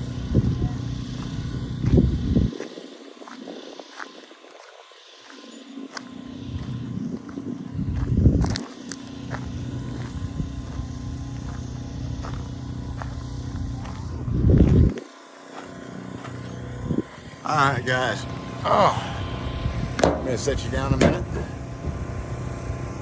show you some of whatever's going on here.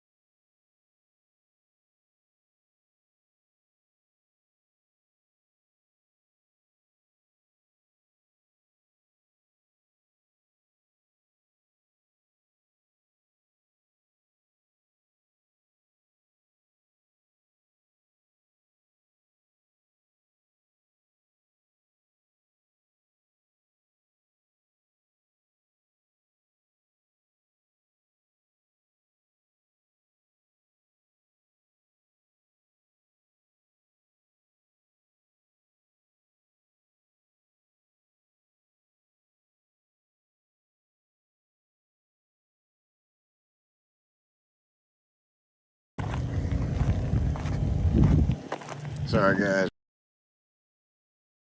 I'm not a trucker, but I am a blue collar guy. Going up to the meeting, I had a lot of visitors, so we talked to them for a while. Evening rally, I guess it is.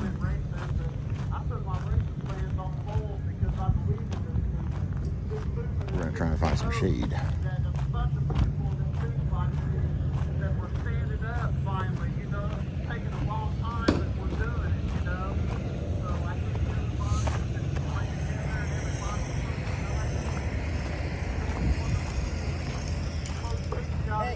Yo. You. When the convoy rolled up that exit ramp, I'm standing there with my flag with my 15-year-old daughter, man, and I got tears in my eyes. It's giving me so much hope. And all I can say is USA! Right on. So I'd like to bring my friend Bob Hayden.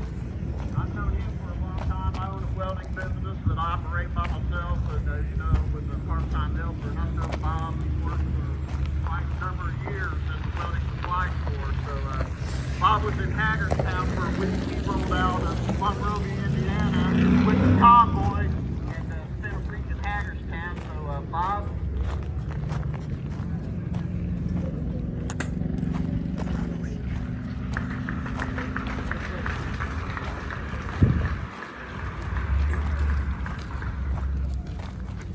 Amazing, guys. Sorry, this is only like the third time I've spoken in front of any kind of crowd of people. I've never been at all these rallies. So, does anybody see God up in this building? In this movement? I've seen and heard so many God stories, and just today, Brent, where are you, brother? I just met a guy a few minutes ago named Brent and talked for about an hour. It's amazing. This is amazing. I didn't plan to come up here and didn't know what I was going to say, but I did roll out to Hagerstown from Monrovia, Indiana. It's been a couple people. When I left there after we ran that beltway on that, the convoy went back to the racetrack, and I went home. Man, my heart was ripped out.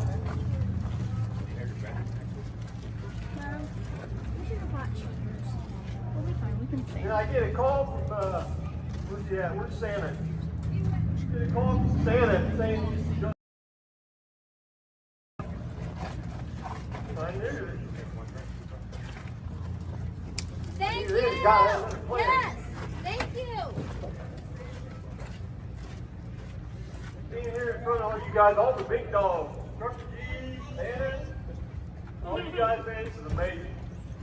And man, I think Danny said I worked for a welding supply business in downtown Indy for 26 years. I just quit my job 2 weeks ago on Friday. And I'm rolling in DC back to you guys. So,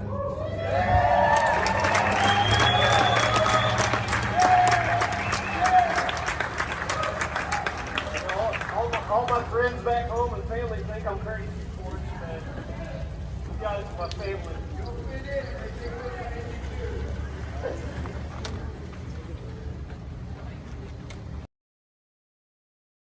What else to say, guys? I just know I'm here, and if anybody needs anything welded, I got all the welding equipment in my truck. If anything breaks, we can probably fix it. Most of my stuff at home, but if anybody needs a hand mechanically, I can help. So I just know, man, God's got this. I've seen so many God stories. I'm telling you, every day. I don't even know where to begin on those. So anyway, my name's Bob Hayden. I live about 3 hours west or south of here. 54 years old. I've tried more in the last 3 months.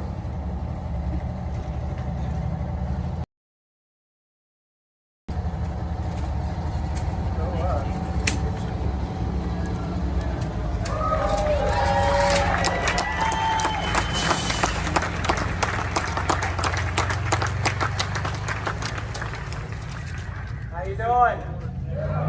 Good to see y'all here. My name's James Wood. I'm from Harmony, Indiana.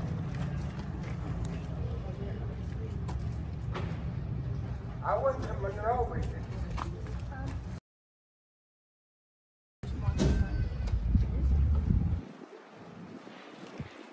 My wife was in the house. She knew this is something I wanted to do, so she told me to go on to Monrovia. I went to Monrovia.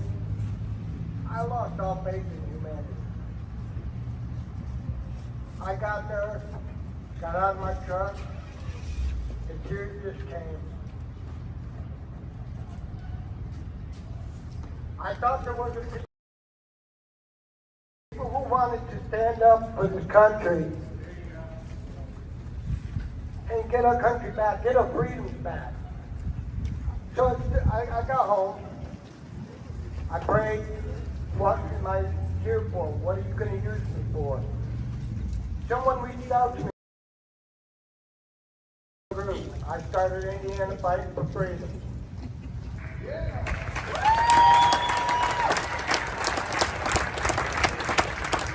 That's how I met Danny. We hit it off. And the group took off running. And the next thing I knew, I was asked to be a part of the People's Convoy official Indiana group, and I said yes. So I'm still running my group, and I'm still helping with the People's Convoy official Indiana. And I met some awesome patriots throughout this. It changed my faith. It gave me hope. It showed me people do care. People still do love each other. And we're all alike. We're tired. We want this tyranny to end. We want our freedoms back.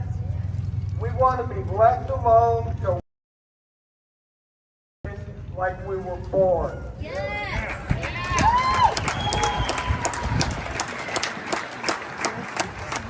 I met Santa and Camby. He's an awesome man. I've been following the Maine People's Convoy ever since it started, and it's like a drug. It's addicting. And it's something I am going to follow all the way through. I'm praying right now because I do want to go to Washington, D.C. Woo! And I'm praying for guidance on getting there, doing what I have to do, even if that means staying here and doing something at a state level.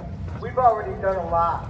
We've held many rallies. We had one in Camden and protest in Indianapolis.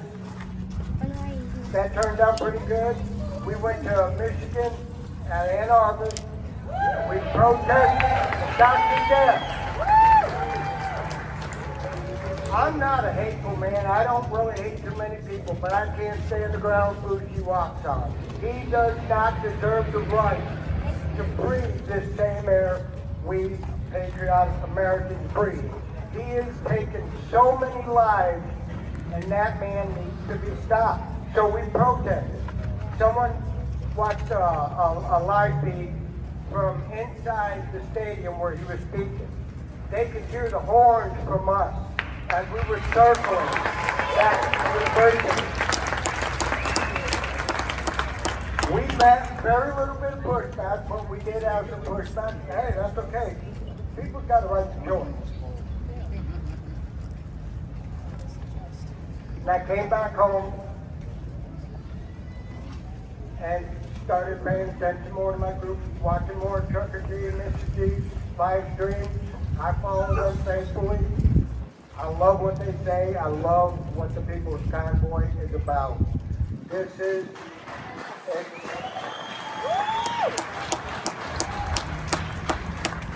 just totally amazing. It actually fills my heart with love. And I love each and every one of you for standing up and being here today. Thank you.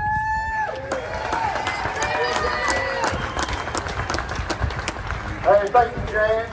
You know, we were in Ann Arbor last weekend protesting Dr. Death and, you know, the indoctrination from the evil that we're up against. You know, I had a young woman that was walking her dog while we parked on a side street, because what we did is we kind of went in an L direction going down two sides of the stadium on Stadium Drive. But this woman, her dog stopped to take a dump on a lawn, and she said, "This is for you." And then she stood there and said, "I'm having an abortion right now because of you people." So whatever put that in her head, you know, that's just the evil we're up against. Like we talked about with Indiana Fighting for Freedom, the People's Convoy Indiana, we're united. We've got a lot of missions planned to drive around rural Indiana in a convoy and park in small towns, and then park at county courthouses so we can spread the awareness of our movement. We got to get more people involved. You know, I'm going to Washington, D.C. as soon as I get some work projects done that I'm working on right now. So I want everybody, we got to go to Washington, D.C. and you need to donate at thepeoplesconvoy.org.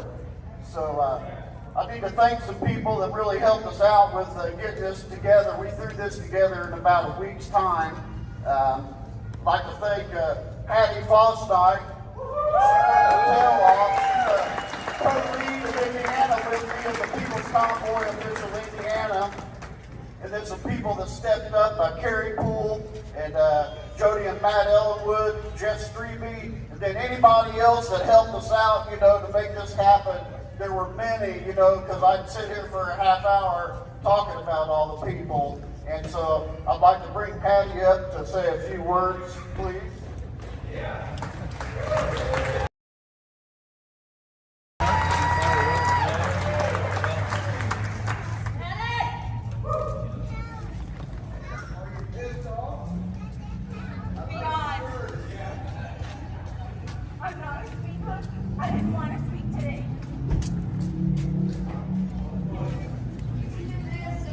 You got it, Patty. Come on. When they asked me to share my story, I told them no. I didn't want the streamers here. It's really personal. And that my daughter said to me, "Mom, it's okay. If it helps one person and saves one life, it's worth it." Yes.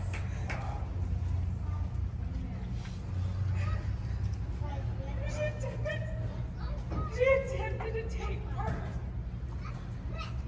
And then we got hit with this.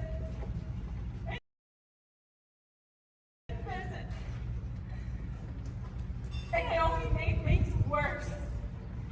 And let me tell you, when your child has stayed away and she breaks free because she wants to come home and they put her back. What they've done to our kids. They have secluded them. They have taken them from us. And let me tell you, to keep her, I had to sign papers that if she was tempted again, I could be jailed. I didn't do it. She chose what she did, and it wasn't from anything at home. It was from us. More than one attempt. More than one. That's all it took for me to bring her home. I had to sign the paper. That's it. Again, I can be jailed.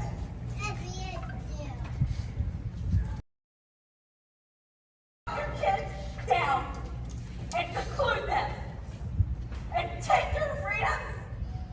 They are destroying them. You think it's just a mask. You think it's just one little thing.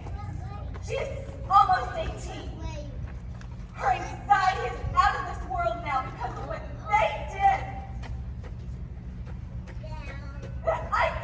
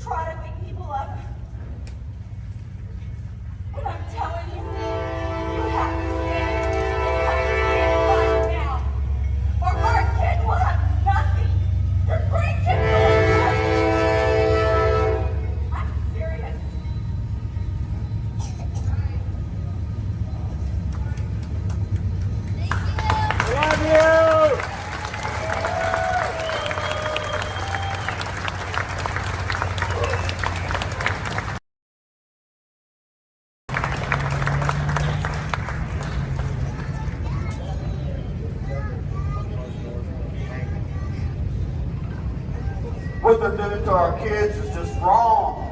Totally wrong. I just can't believe the evil that's approached and become a part of our society. How did we let it happen? How did it come to this? I don't know, but now we're finally standing up. I wish it would have happened sooner, but we're doing it now.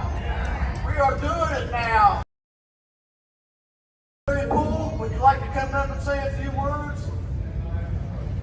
Don't have a choice, brother.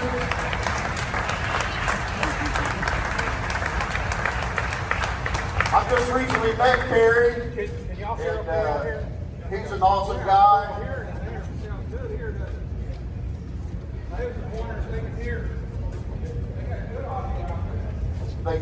Can they hear? Awesome. Well, here's our Patriot brother, Kerry Poole.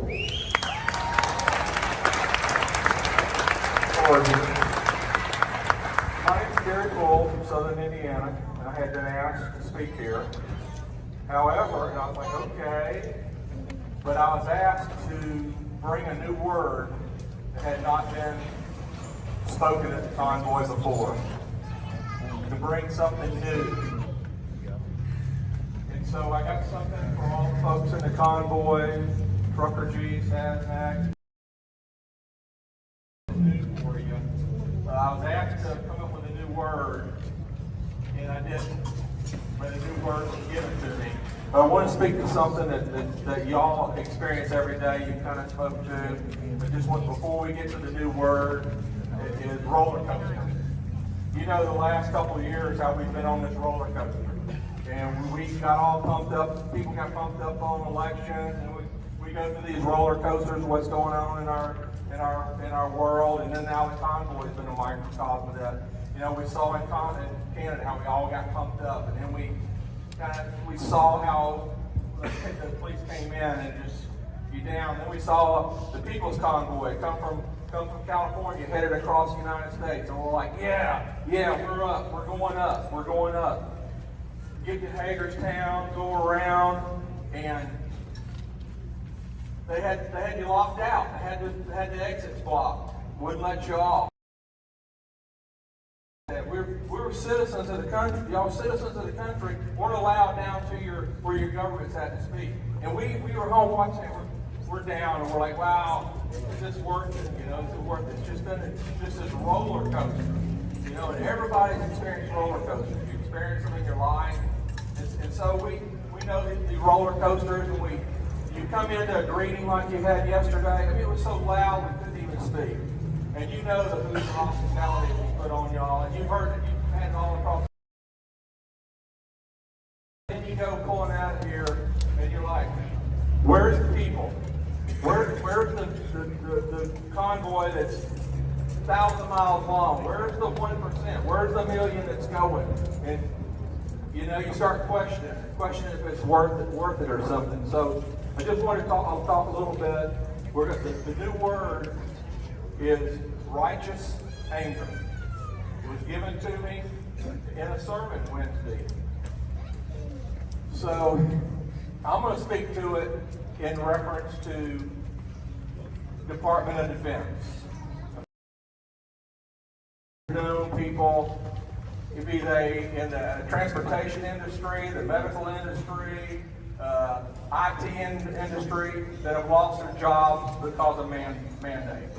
They did not get compliant with mandates and lost their jobs. We've all known that. But I'm speaking about the Department of Defense. Okay? I was born on the Navy base, raised in a military family, father died in the military. All I've ever done is the Department of Defense. Okay? And the Department of Defense goes through these roller coasters. Okay? So in the Department of Defense, you got military and you got civilians. You got civilians back here in the United States that are all in, giving their heart and soul to support the war. Deploy with the warfighter and go over and support systems that are so new we don't even have schools set up to train the troops. Okay? So Department of Defense, back when the mandates, we come with the lockdown, and then we come with the mandates.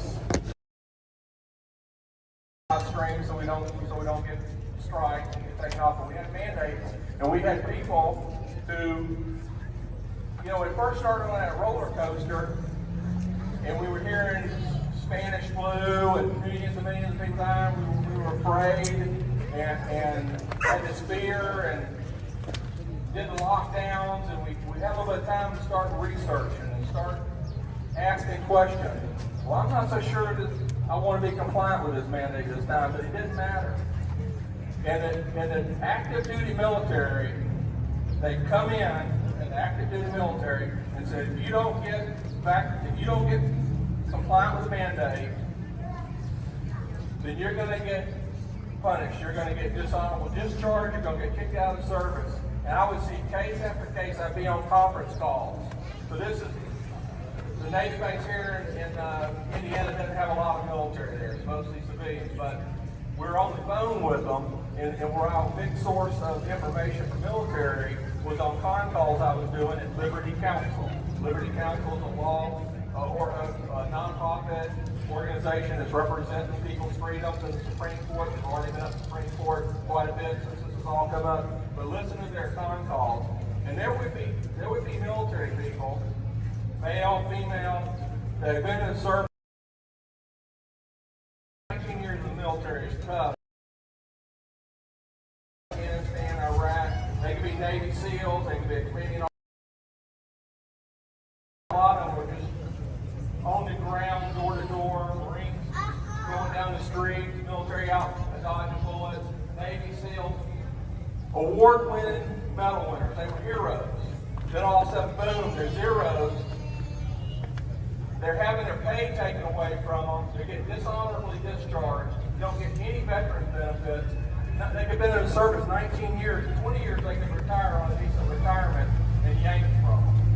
Just absolutely right. Just yank from them. And you know that's not right. It's like for our children. It's interesting to see how mom is speaking different than a dad or a grandfather. I've seen this with the military. Just feel like they're getting bullied on, they're getting picked on. You know, they're on the military folks. Our military to have this, because if you were compliant and you had a buddy that you was out, you see him get kicked out, you know he's got a wife and he's carrying him morale, and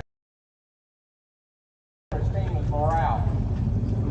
That's what we're talking about, the whole morale, and ups and downs, and how do we get motivated? So I'm in contact with civil service civilians. That's who I work with. And they come in and say the same thing. You're not compliant, you're getting fired. We'll send you to a class to re-educate you, we'll reprogram you, and then you get compliant, or it's really different for a grandfather who's about got one foot out of the door to go to retirement anyway. I saw with my own eyes young people working for the military that were civil service, that were all in, doing their best, male and female, who got to look at, got to study, and I'm not sure I don't want to get this. I don't want to be compliant right now. I want my freedom. And they said, no, you're going to be out. So we had a mass exodus of folks more like my age when they had retired. But the folks that were in their 20s and 30s, and they got kids, and all of a sudden they got 4 or 5 kids, and they just bought this bigger house, so their kids wouldn't have to share bedrooms, and they have a nice yard. And then the van went out, and they got a new van. And they got braces on their kids, you know, teeth braces on their teeth. And some of these young men just have their head down on the table. I don't want to do this. I don't want to do this compliant, take these steps. But I don't want to just take away from all this from my wife and my kids. And so they would go be compliant. But they had been coerced. They had been forced. They had been like bullied. And the way it goes, you know, we've heard the words, enough is enough. They work for us. We've heard words that just ring with us and stay with us and get us going. But You saw it there. You saw it there with Patty. You've seen it with Santa talking. You go into these situations. It's like you're going into a game where the dealer's got the cards marked, the deck stacked, and the odds are all against you. You know, you're at the table and you're just absolutely overwhelmed, and you get this righteous anger. Righteous anger. It makes you mad when you see these young kids, these young men, these young women being forced to do this, or leaving a great job. So this is for the truckers and the people that are driving in Congress, for all of us, for everyone that's out on the live stream. You get to wonder, well, is this worth it? Is this worth it? Why am I doing it? Are we making a difference? You're down. Just think about what they've done to our military. Think about what they've done to our civil service population and supports the military. See now, military getting stepped on, and it makes you mad. And that righteous anger, and you're like at the table, and you feel like you're with a den of thieves, and you want to turn the table over, and maybe run some folks out. We're talking righteous anger, and like Santa and y'all have been saying, we're looking for this peaceful, to awaken the population, to try to do this peacefully, and to make a positive change. When you're down, think about what they're doing to people. Use that righteous anger for motivation, because it kind of gets you going, gets you adrenaline going, gets you thinking. And it's a motivating factor, righteous anger. Folks that are looking at if you search on the internet on righteous anger, you'll see it demonstrated in the Bible. So I'm going to say thank you for everyone that's being here. I thank you for the Indiana folks that are putting the love on y'all, and I thank you for what all you're doing.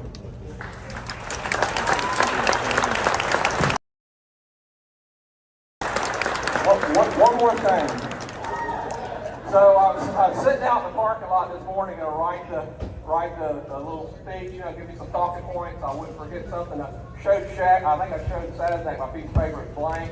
Then we had some ladies broke down out here with a flat tire, and then we got on some other stuff. Well, piece of paper is blank out in the vehicle. But where's the people? Where's the million vehicles? I personally, a personal opinion, think it's going to take an act. I think it's going to take an act of God, a miracle. I think it's going to have to take a revival, just an awakening. Supernatural. I've watched this Convoy over the months get a more spiritual feel, a more spiritual good versus evil. And I think it's going to absolutely take God to move people's hearts, open their eyes, and to get people going. So if you don't mind, I'm just going to say a short prayer for us to get help. Dear Heavenly Father, Lord, you've seen the hearts of your warriors here. And Lord, they're going out to battle, Lord. They've circled the 7 times and honked the horns. And Lord, we're doing everything we can do. But Lord, I believe that you're the only power in the universe that can turn this around. I pray that you reach out across our country right now and you stir our 1776, that people will step up. They've got all kinds of counsel on what to do, that people will step up and get involved, and that there will be such a move of people moving into Washington, D.C., that will be known that it was only from an act of God, and we claim that victory in the name of Jesus. Amen.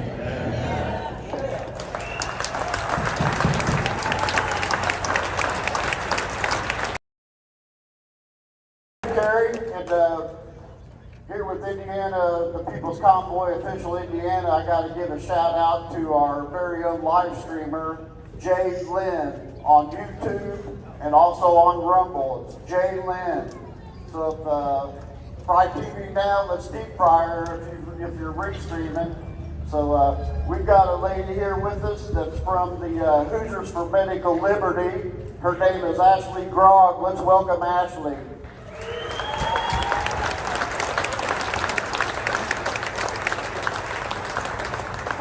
Thank you all for being here. Thank you to all those of you who spent so much time organizing and putting this together so that way we could, today, because this is truly what changes things. I don't typically talk a lot about God, but since I had that great segue, I'm going to. Our organization was founded in 2020 after I watched all of the issues with the measles outbreak and the way that they were mandating things and selectively providing care. It woke me up. We quit administering pokies to our kids a long time ago, probably 8 years ago, and I am a registered nurse. I have a master's degree in nursing. I'm a very intelligent person. I've done the research over and over and over again, and we have decided that it's not right for our people. So on this journey, it's been one of those things where I didn't social anxiety. I don't like being in front of a lot of people. You can ask my husband, he'll tell you. But God calls us to do things, and when we don't respond, it's painful. How many of you have experienced that, where God has asked you and charged you with something, and then you don't do it, and it's painful? Well, unfortunately, in our country, that has been happening for decades. People have gotten comfortable, we've become apathetic, and I'll own my own apathy. I will take apathy. I used to say that I would never get involved in politics. It used to irritate me when my husband would watch them, and I may or may not have threatened him. I woke up and realized I can make change. I can make change. Just me, a normal, now homeschooling mom of 4, knows nothing about politics, used to ask my husband who to vote for. I can make change. And if I leave you with nothing else today, I want you all to understand that. You can make change. I would be lying if I didn't say that we are up against giants, right? But I don't think God's going to strike down giants. God didn't strike down Goliath, did he? David the skills needed to take Goliath out. God has given each of us our own skills that we can use to contribute to this mission. We can't look to God and say, help me, and God's looking at us like, honey, I taught you how to speak to others, didn't I? Oh, you can do media and graphics? Oh yeah, I gave you that gift, didn't I? So we have to tap into our own gifts that God has given us. And it's easy to say, well, I don't have anything special. I'm nobody. Can you talk to people? I think you probably can. Can you have a conversation? Can you go to your neighbor and share? The speaker before me spoke a little bit about how did that happen. Did they have social media? Did they have YouTube? No, they didn't. What they did was they met in taverns and in people's homes, and they went out and they spoke to each other, and they created community.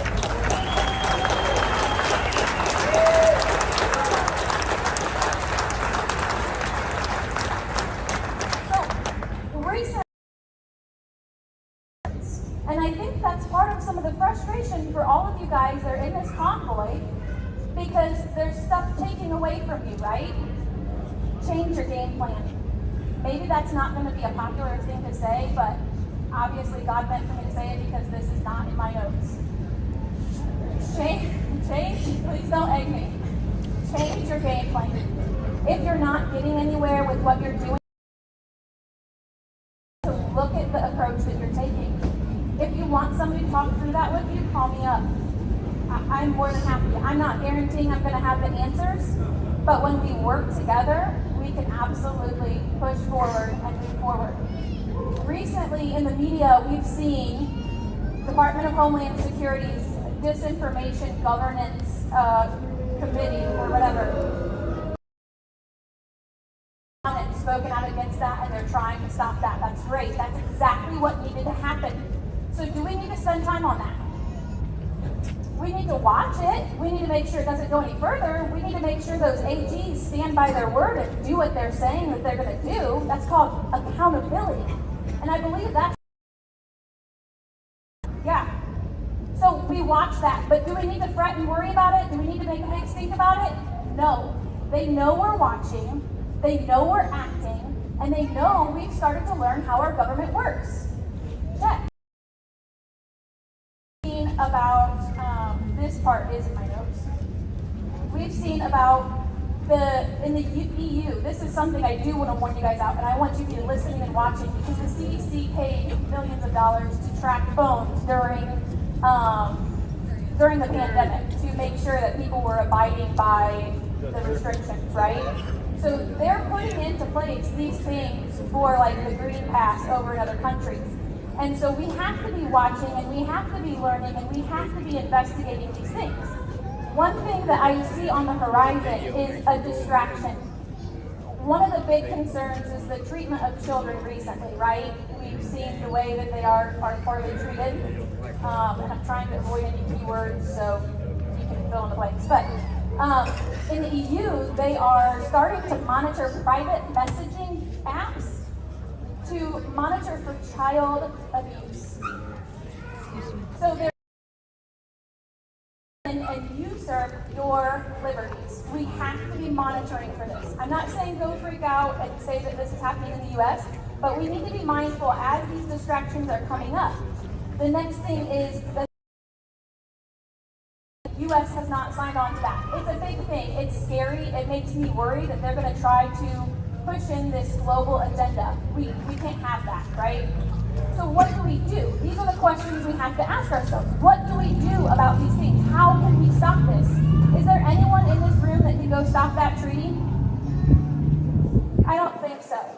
We watch and we monitor and we continue to do the things that we're doing at home.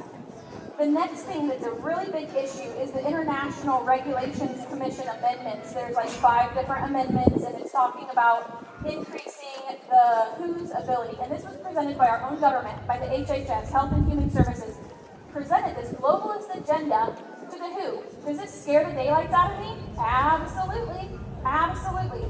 When you look at these amendments, they look like good things because they're in response to what happened in that city over across the pond. Do you know what I'm talking about?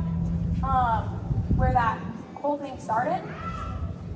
This is in response to that. And in some perspectives, I can see how these amendments would be a good thing because they increase the time at which people are required to report health issues. It increases the response time. So logically, one would think, oh, this is a good thing. The problem is that some of these demands are unrealistic. And it also opens up the door for power and coercion in other countries. And so we definitely don't want these happening. But again, are we going to be able to change that? Maybe, maybe not. I don't know. What is the best way that we have seen environments that we've seen? Local action in your hometown, talking to others, pushing back against local politicians, getting your counties to say enough.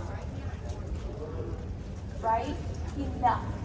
Your counties step up. They hold the most power. You want to know who the most power is in your county? Your sheriff. Get in touch with your sheriff. Make a relationship there. Let him know that this relationship is Old Testament, as I like to say. It is righteous anger. You do right, I'm going to leave you alone. You don't? Then the fun starts. I'm not going to tolerate abuse of power. I'm not going to accept neglect of our citizens. That is why we are here. Hoosiers for Medical Liberty is no compromise. We've been working in the state legislature for the past 2 years. I'm not going to lie, pretty much nonstop to get them to make change. But as some of you may recognize, it's falling on deaf ears. It's like they hear us, but it just kind of floats in one side and drifts out the other. This is why it's so important to plug into your local groups. We change it. I am worried about here in Indiana, and this is probably happening in your state if you are outside of Indiana. is the way that the CDC is talking about restructuring their organization. And the whole point of this is to increase their presence at the local level. Do you the recommendations that they've been making? Do you want the CDC controlling your local area? My guess is that a lot of you are from more conservative areas. If the CDC has their way and they centralize these health departments, your normal people might not have the power to make those rulings. It's going to come from the CDC. It's going to come from going to be forced out, okay? This is a huge problem. This is what we need to be sharing. Going out to the people that live in our communities and are on the health board and your county commissioners. They're the ones that hold the power. And as you start to understand government a little bit better, you'll understand they have the ability. And if they don't do it, guess what? You replace it. It's all over Indiana. So Governor Holcomb has his public health commission, and they're sending somebody up from the CDC to help take care of that. What do you think that means for Indiana? Not good. Not good. So plug in to your local groups. If you're in Indiana, I want you to pull out your phone real quick. I'm going to connect you with Teachers for Medical Liberty. You're going to open up your texting app. Okay, so you're going to text the number 260-286-0988. And again, that's 260-60988. That's going to get you connected to our calls to action. We have a website full of resources where you can learn about your right to an exemption. We have stuff coming up. We are working on many different areas and we need volunteers. So part of my message today is calling out and reaching out. Please help us pull those people into our organization so we can be even more effective and more dangerous with this political class who thinks they get to rule over your mind, body, and spirit, because that's what they're coming after. They want it all. 260-50, don't want to give you that number. 260-286-0988, the word Convoy. It's in your hands. You can do this because God said so. So get out and move. Thank you.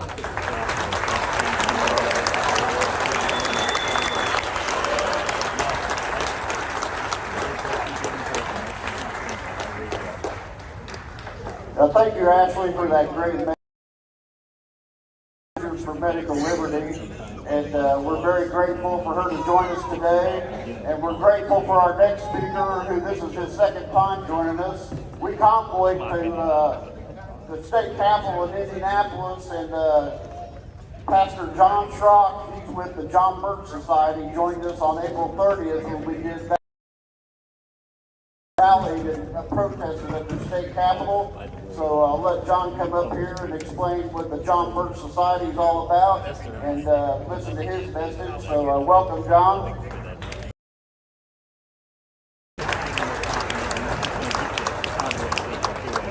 Indiana, let's see here. Can you hear me?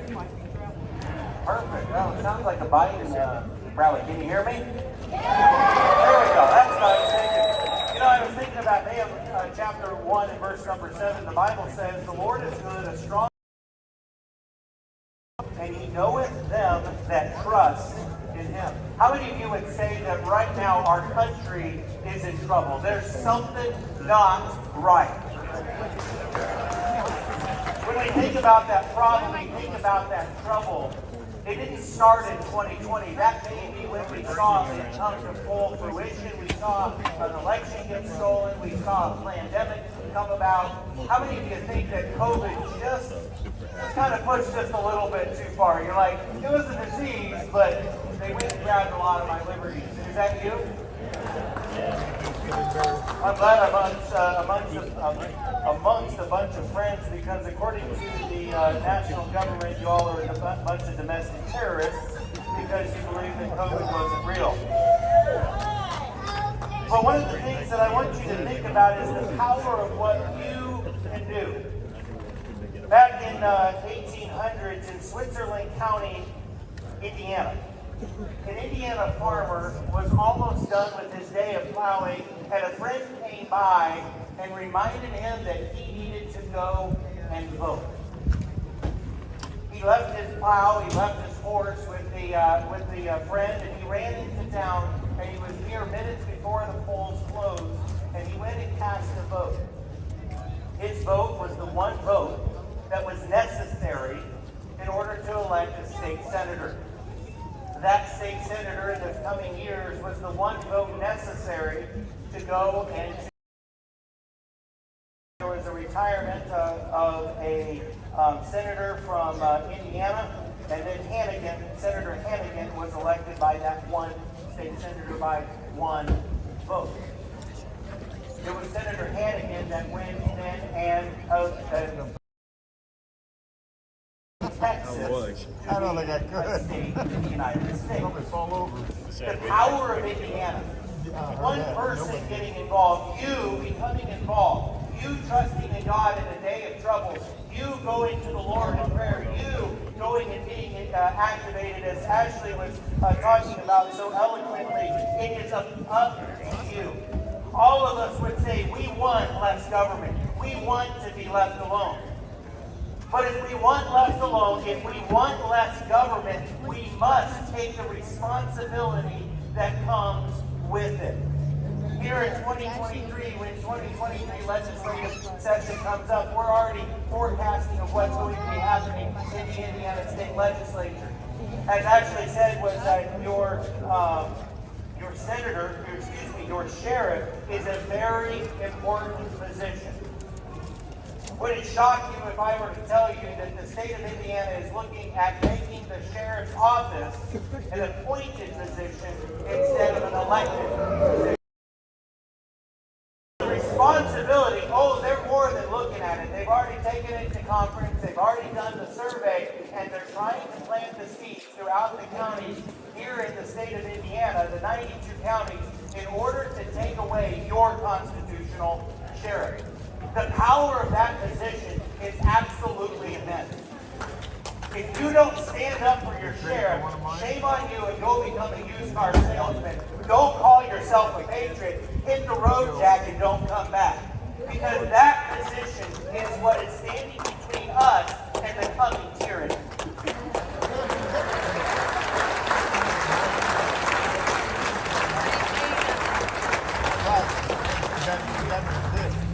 The preamble of the Constitution goes this way. We hold these truths I'm speaking very freely. This is not that all men are created equal. All men are created equal. Back in Sunday school days, we used to sing the song Red and Yellow, Black and White. They are precious in His sight. Jesus loves the little children of the world. Thank you. We talk about equality while they're trying to pick white versus black. When we actually go back to it, Noah and Adam, there's kind of a funnel point right there, and all of us are of one race. But I also want to point out about the equality of a person. You say, I'm not going to get up there behind the desk and speak to hundreds of people on a Saturday afternoon. You're not going to find me in order to do a rallying speech. I don't know that I can get involved down at the State House when the legislative session comes, but you have power because according to the Indiana Constitution, the power is inherent in the people. All of you raise your right hand. Y'all the people, the power is inherent in you. You're the one that's going to have to make a difference.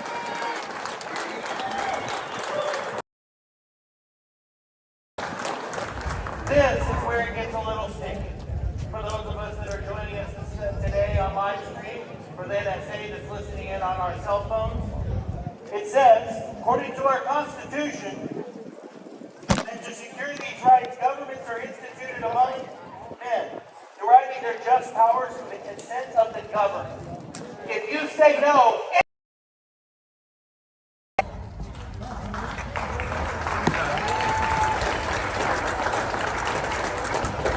that whenever any form of government becomes destructive of these ends, and the ends are life, liberty, and the pursuit of happiness, it is the right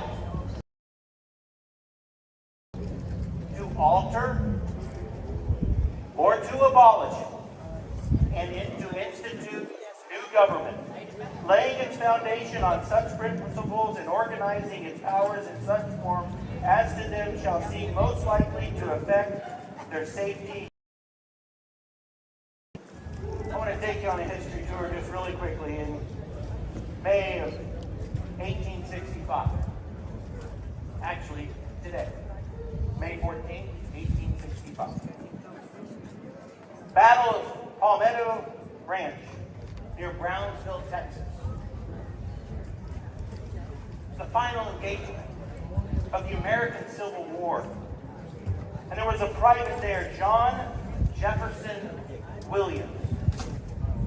And he laid down his life for what we are doing right now. The ability to speak out. The ability tomorrow on a Sunday, if that's the day that you choose to worship God, you have that ability to do it in peace. He laid down his life for that. What's more interesting is he was the last death of the Civil War.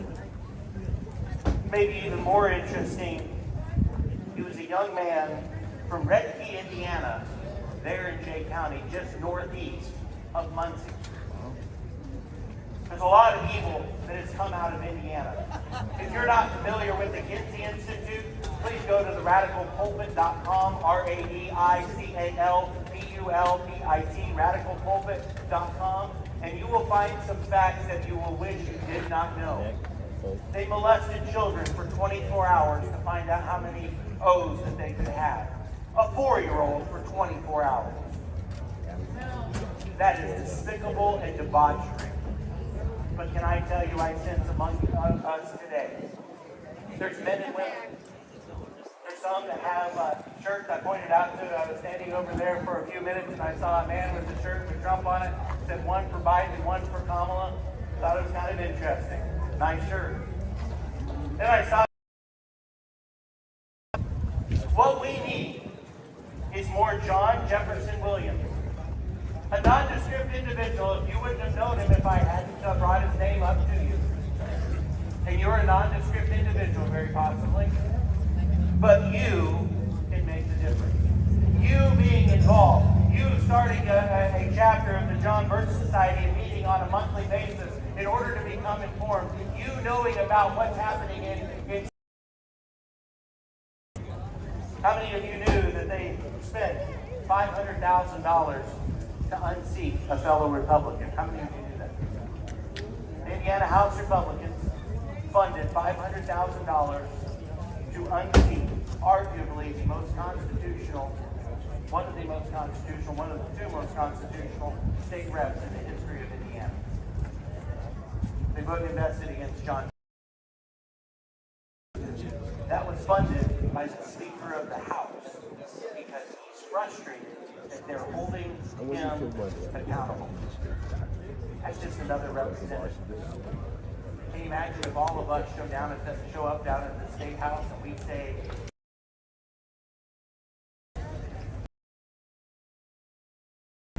this is our America. Thank you so much.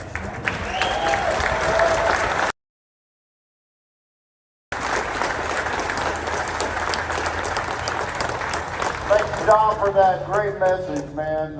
Thank you for joining us again. Next up, I'd like to bring up Miss Gina and Jared Lancaster. They got some words to say. So they're to say it'll be quite interesting. So welcome, Miss Gina.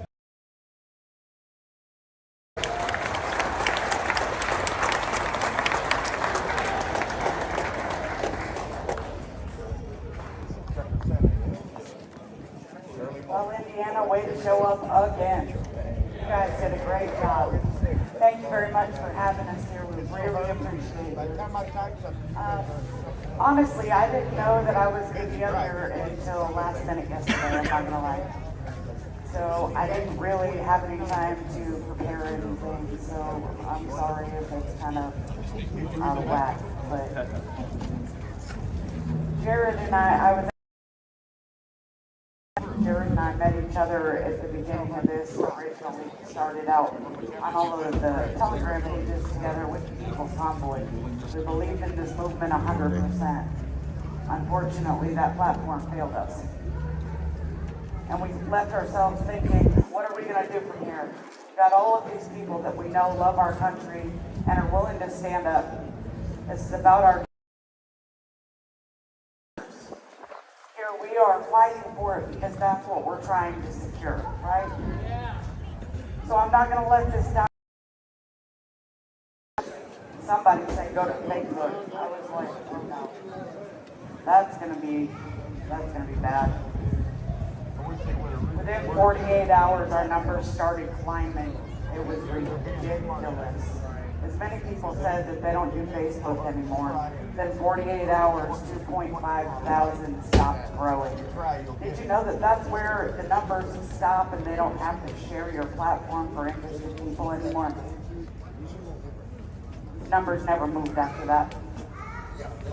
Anyway, the point to all of this is I've been in healthcare for over 22 years.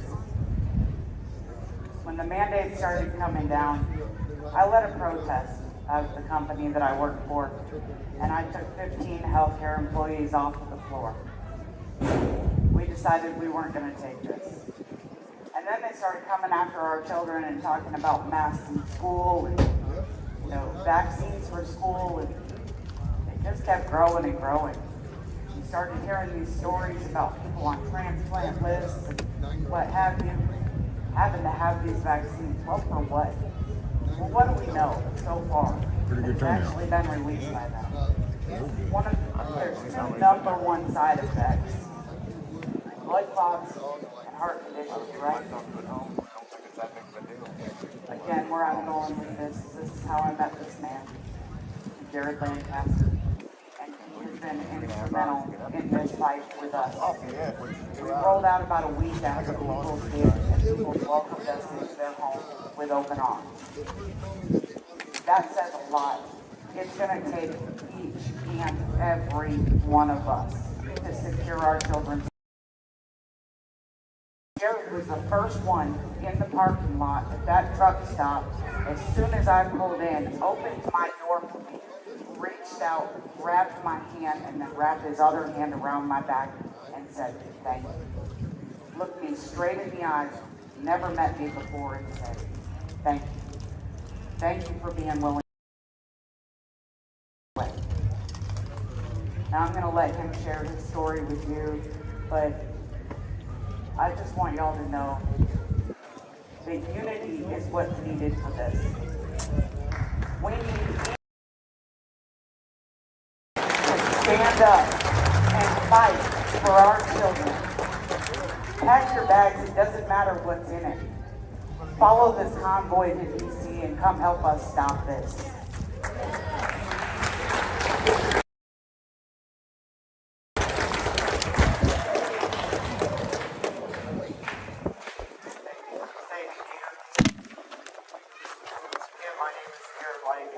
I'm right here in Northeast Indiana. I do have a story to tell.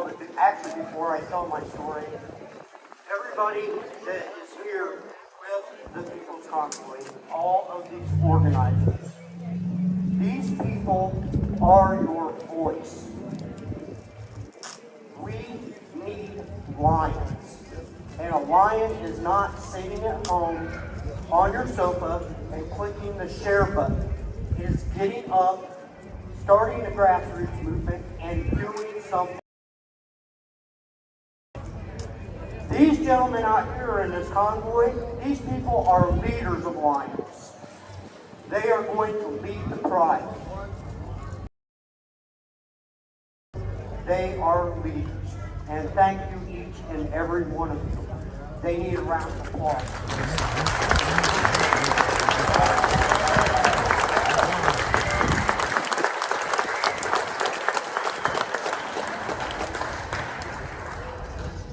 You know, we speak of a lot of people preaching about the unity, but we really don't hear many of the stories of the unity. So again, I was one of the originators of the American Freedom Convoy, and there was always seemed to be a rift that people wanted to portray. But I had somebody, and the story that I'm going to give you is about one of my granddaughters, that I had somebody from North Carolina, she lives below the Mason-Dixon line, that heard my granddaughter's story, and they were from the People's Convoy. They heard my granddaughter's story, they reached out to me, and they dedicated an entire convoy to my granddaughter from Charlotte, North Carolina, to the Capitol for my granddaughter. If that does not speak to unity, so thank you to everybody from the People's Convoy. I cannot tell you how much I appreciate that.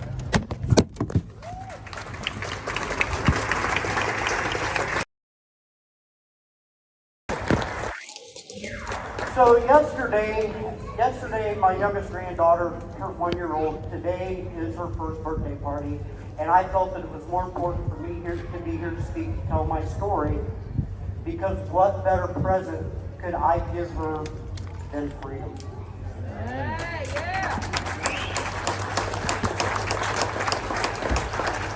So my other granddaughter that I'm going to speak to, she does like the she lives. I'm not going to say exactly where. At the age of 4, she had to have a heart transplant. When COVID started, we had done our research on this, what's called a shot. And we referred to the CDC website in some of our research, and we referred to other organizations.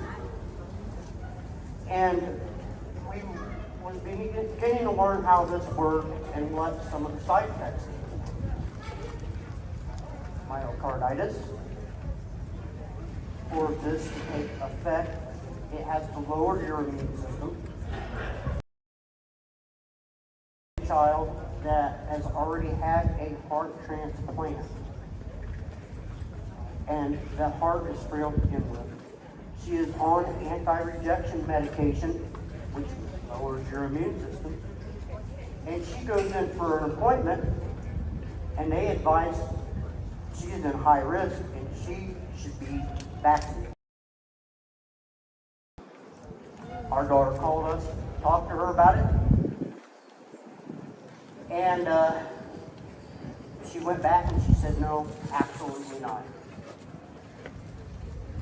And then people were informed that if you don't submit to this, you may not be eligible to go back on a transplant list if you would have to have another transplant.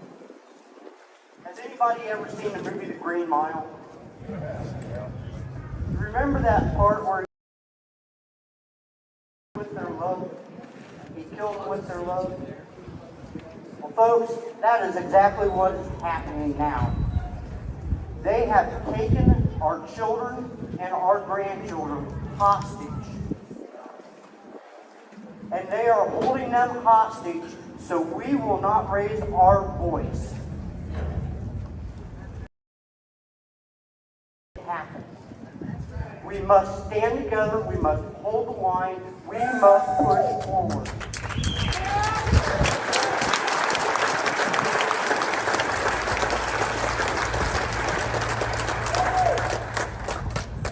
In closing, I am just going to tell, oh wait, I do have one other thing. Wednesday, I got another phone call. And our granddaughter was, had put in for Make-A-Wish Foundation. And was hoping to go on a like a wagon train type trip out into Yellowstone. And she was just informed Wednesday that was has a policy that if you are not vaccinated, you cannot fly. Now, I'm not going to sit here and say that Make-A-Wish Foundation is all bad necessarily, but I am going to tell you that that our government is using these not-for-profits.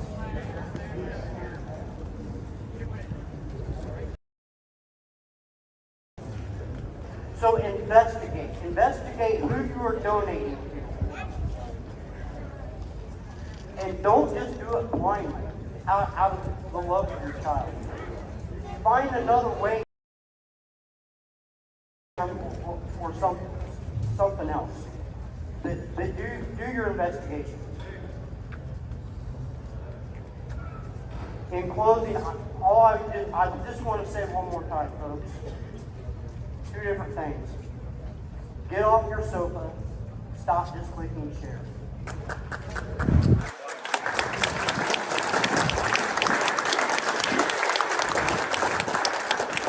Be a voice, be a lion, do it with integrity, and be a leader that you would want to follow into this battle. Thank you very much for all of your time. Thank you to People's Convoy for everything that you are doing. You have been the voice of my granddaughter, and I cannot tell you how much I appreciate you and everybody else for being her voice. Thank you.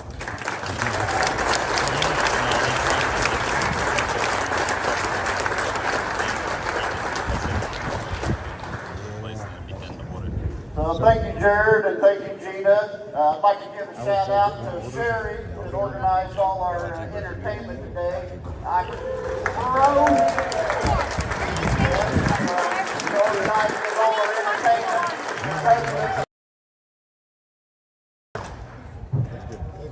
I'd like to get Bob over here to say a few more words, and then we wanted our truckers to come up here. So the truckers got it started, so let's hear it for the truckers.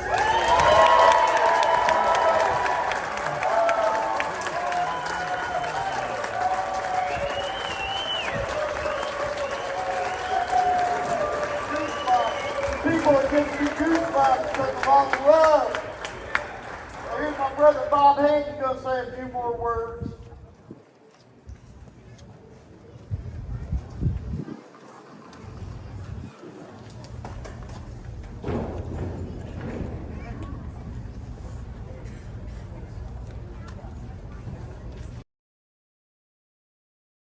All right, guys. One more thing. Anybody want to hear a few little God stories real quick? I want to tell you some things. Thought after I put together earlier, I just got to say some more things. First, I want to thank you for people behind the scenes that's been helping us out that could not be here today. A gentleman named Rick Fiskus. That man, he's had some issues, battling cancer and things. I think he's 68 years old. He can't drive very far and get out and about much, but man, we've had our rallies and things. That man's reached out to every single politician he could find, every single news station, radio station, trying to get him to come speak to us and cover what we're doing in a positive way. But they never show.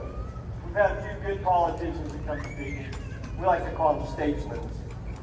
Politicians need to go.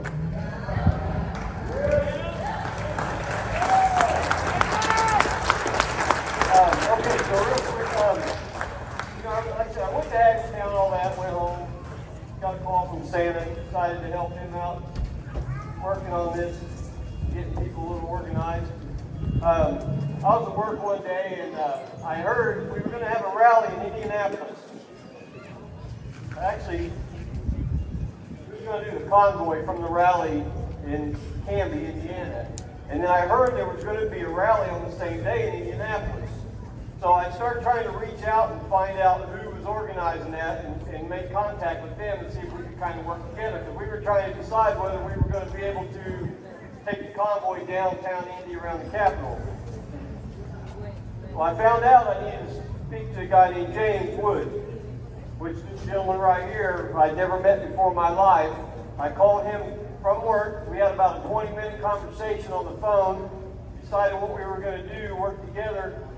About 20 minutes later, this man, Danny, walks into my work as a customer, and I start telling him what we're doing, and he says, well, I'm working with James in this Indiana Fighting for Freedom. Yeah, and so within about a half an hour time frame, us three came together and started working together, put our heads together. Crazy. So anyway, this is awesome. We got a lot of attention in Indianapolis, and we did take that convoy downtown to the Capitol. After we made 2 laps around 465 around the interstate, actually a lap and a half, I think, and then we went into downtown. We ended up driving around Monument Circle. Probably got more attention on Monument. Don't ever forget that. We were literally throwing flyers out on the ground, and people were flocking, picking those flyers up off the ground and reading what they were about. Another God story, I drive home an hour or two from work every day, and 3 or 4 times I'd see this gentleman standing on an overpass by himself, holding a wooden cross and an American flag. Finally one day I decided I was going to meet this man, and I drove about 5 miles out of my way, went back and met Mike Fox. Mike Fox was the man that was standing in the corner up there holding that cross and that flag when we rolled in here yesterday. Yeah. He's here today. I don't know where he's at. Stand up, Mike. Right there.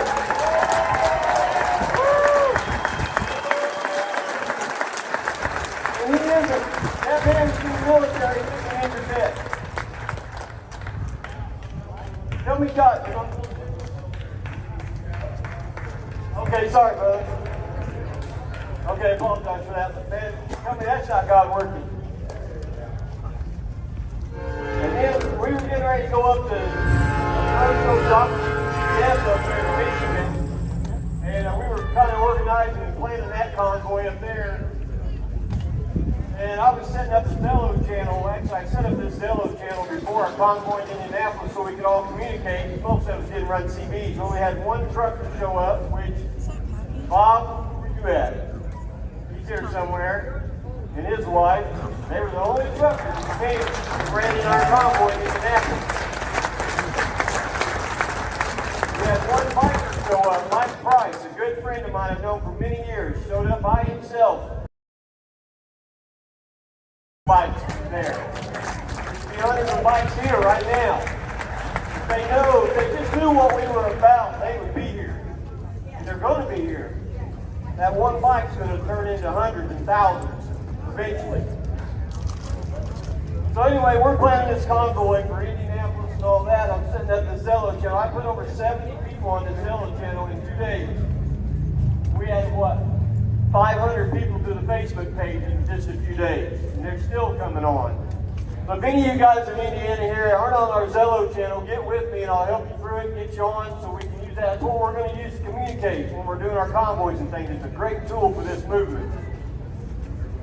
So anyway, I get this gentleman that gets a hold of me on Zello, and his call sign is Old Geezer 84. Some of you guys have heard this story. This is God working right here again. And the first message I get from him is his phone number, and he wanted me to call him. So I called him up. He said, my name's Joe. I'm 84 years old. I'm the old geezer. He said, my wife,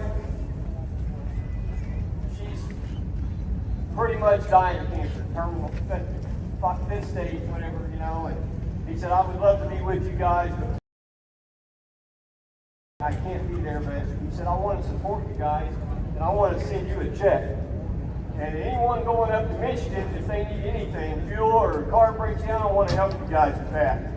And I told him, I said, sir, that's not what we're about. We're not looking for handouts here or anything like that. So I didn't give him my address. I didn't want to put it out over Zello, I guess, whatever. Well, we're all organizing and we're meeting on the east side of Indianapolis. Mostly here, I'm sure.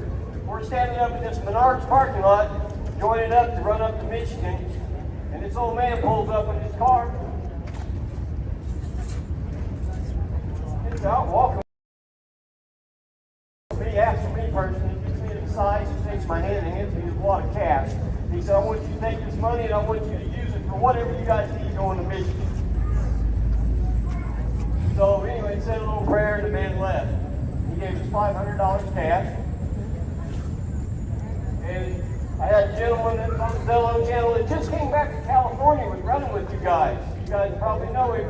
I'm not going to mention any names here, but he was from Ohio. And he said, I just got home from California and I'm broke, but I'd love to go to Michigan, but I just can't do it. Well, I told him, I said,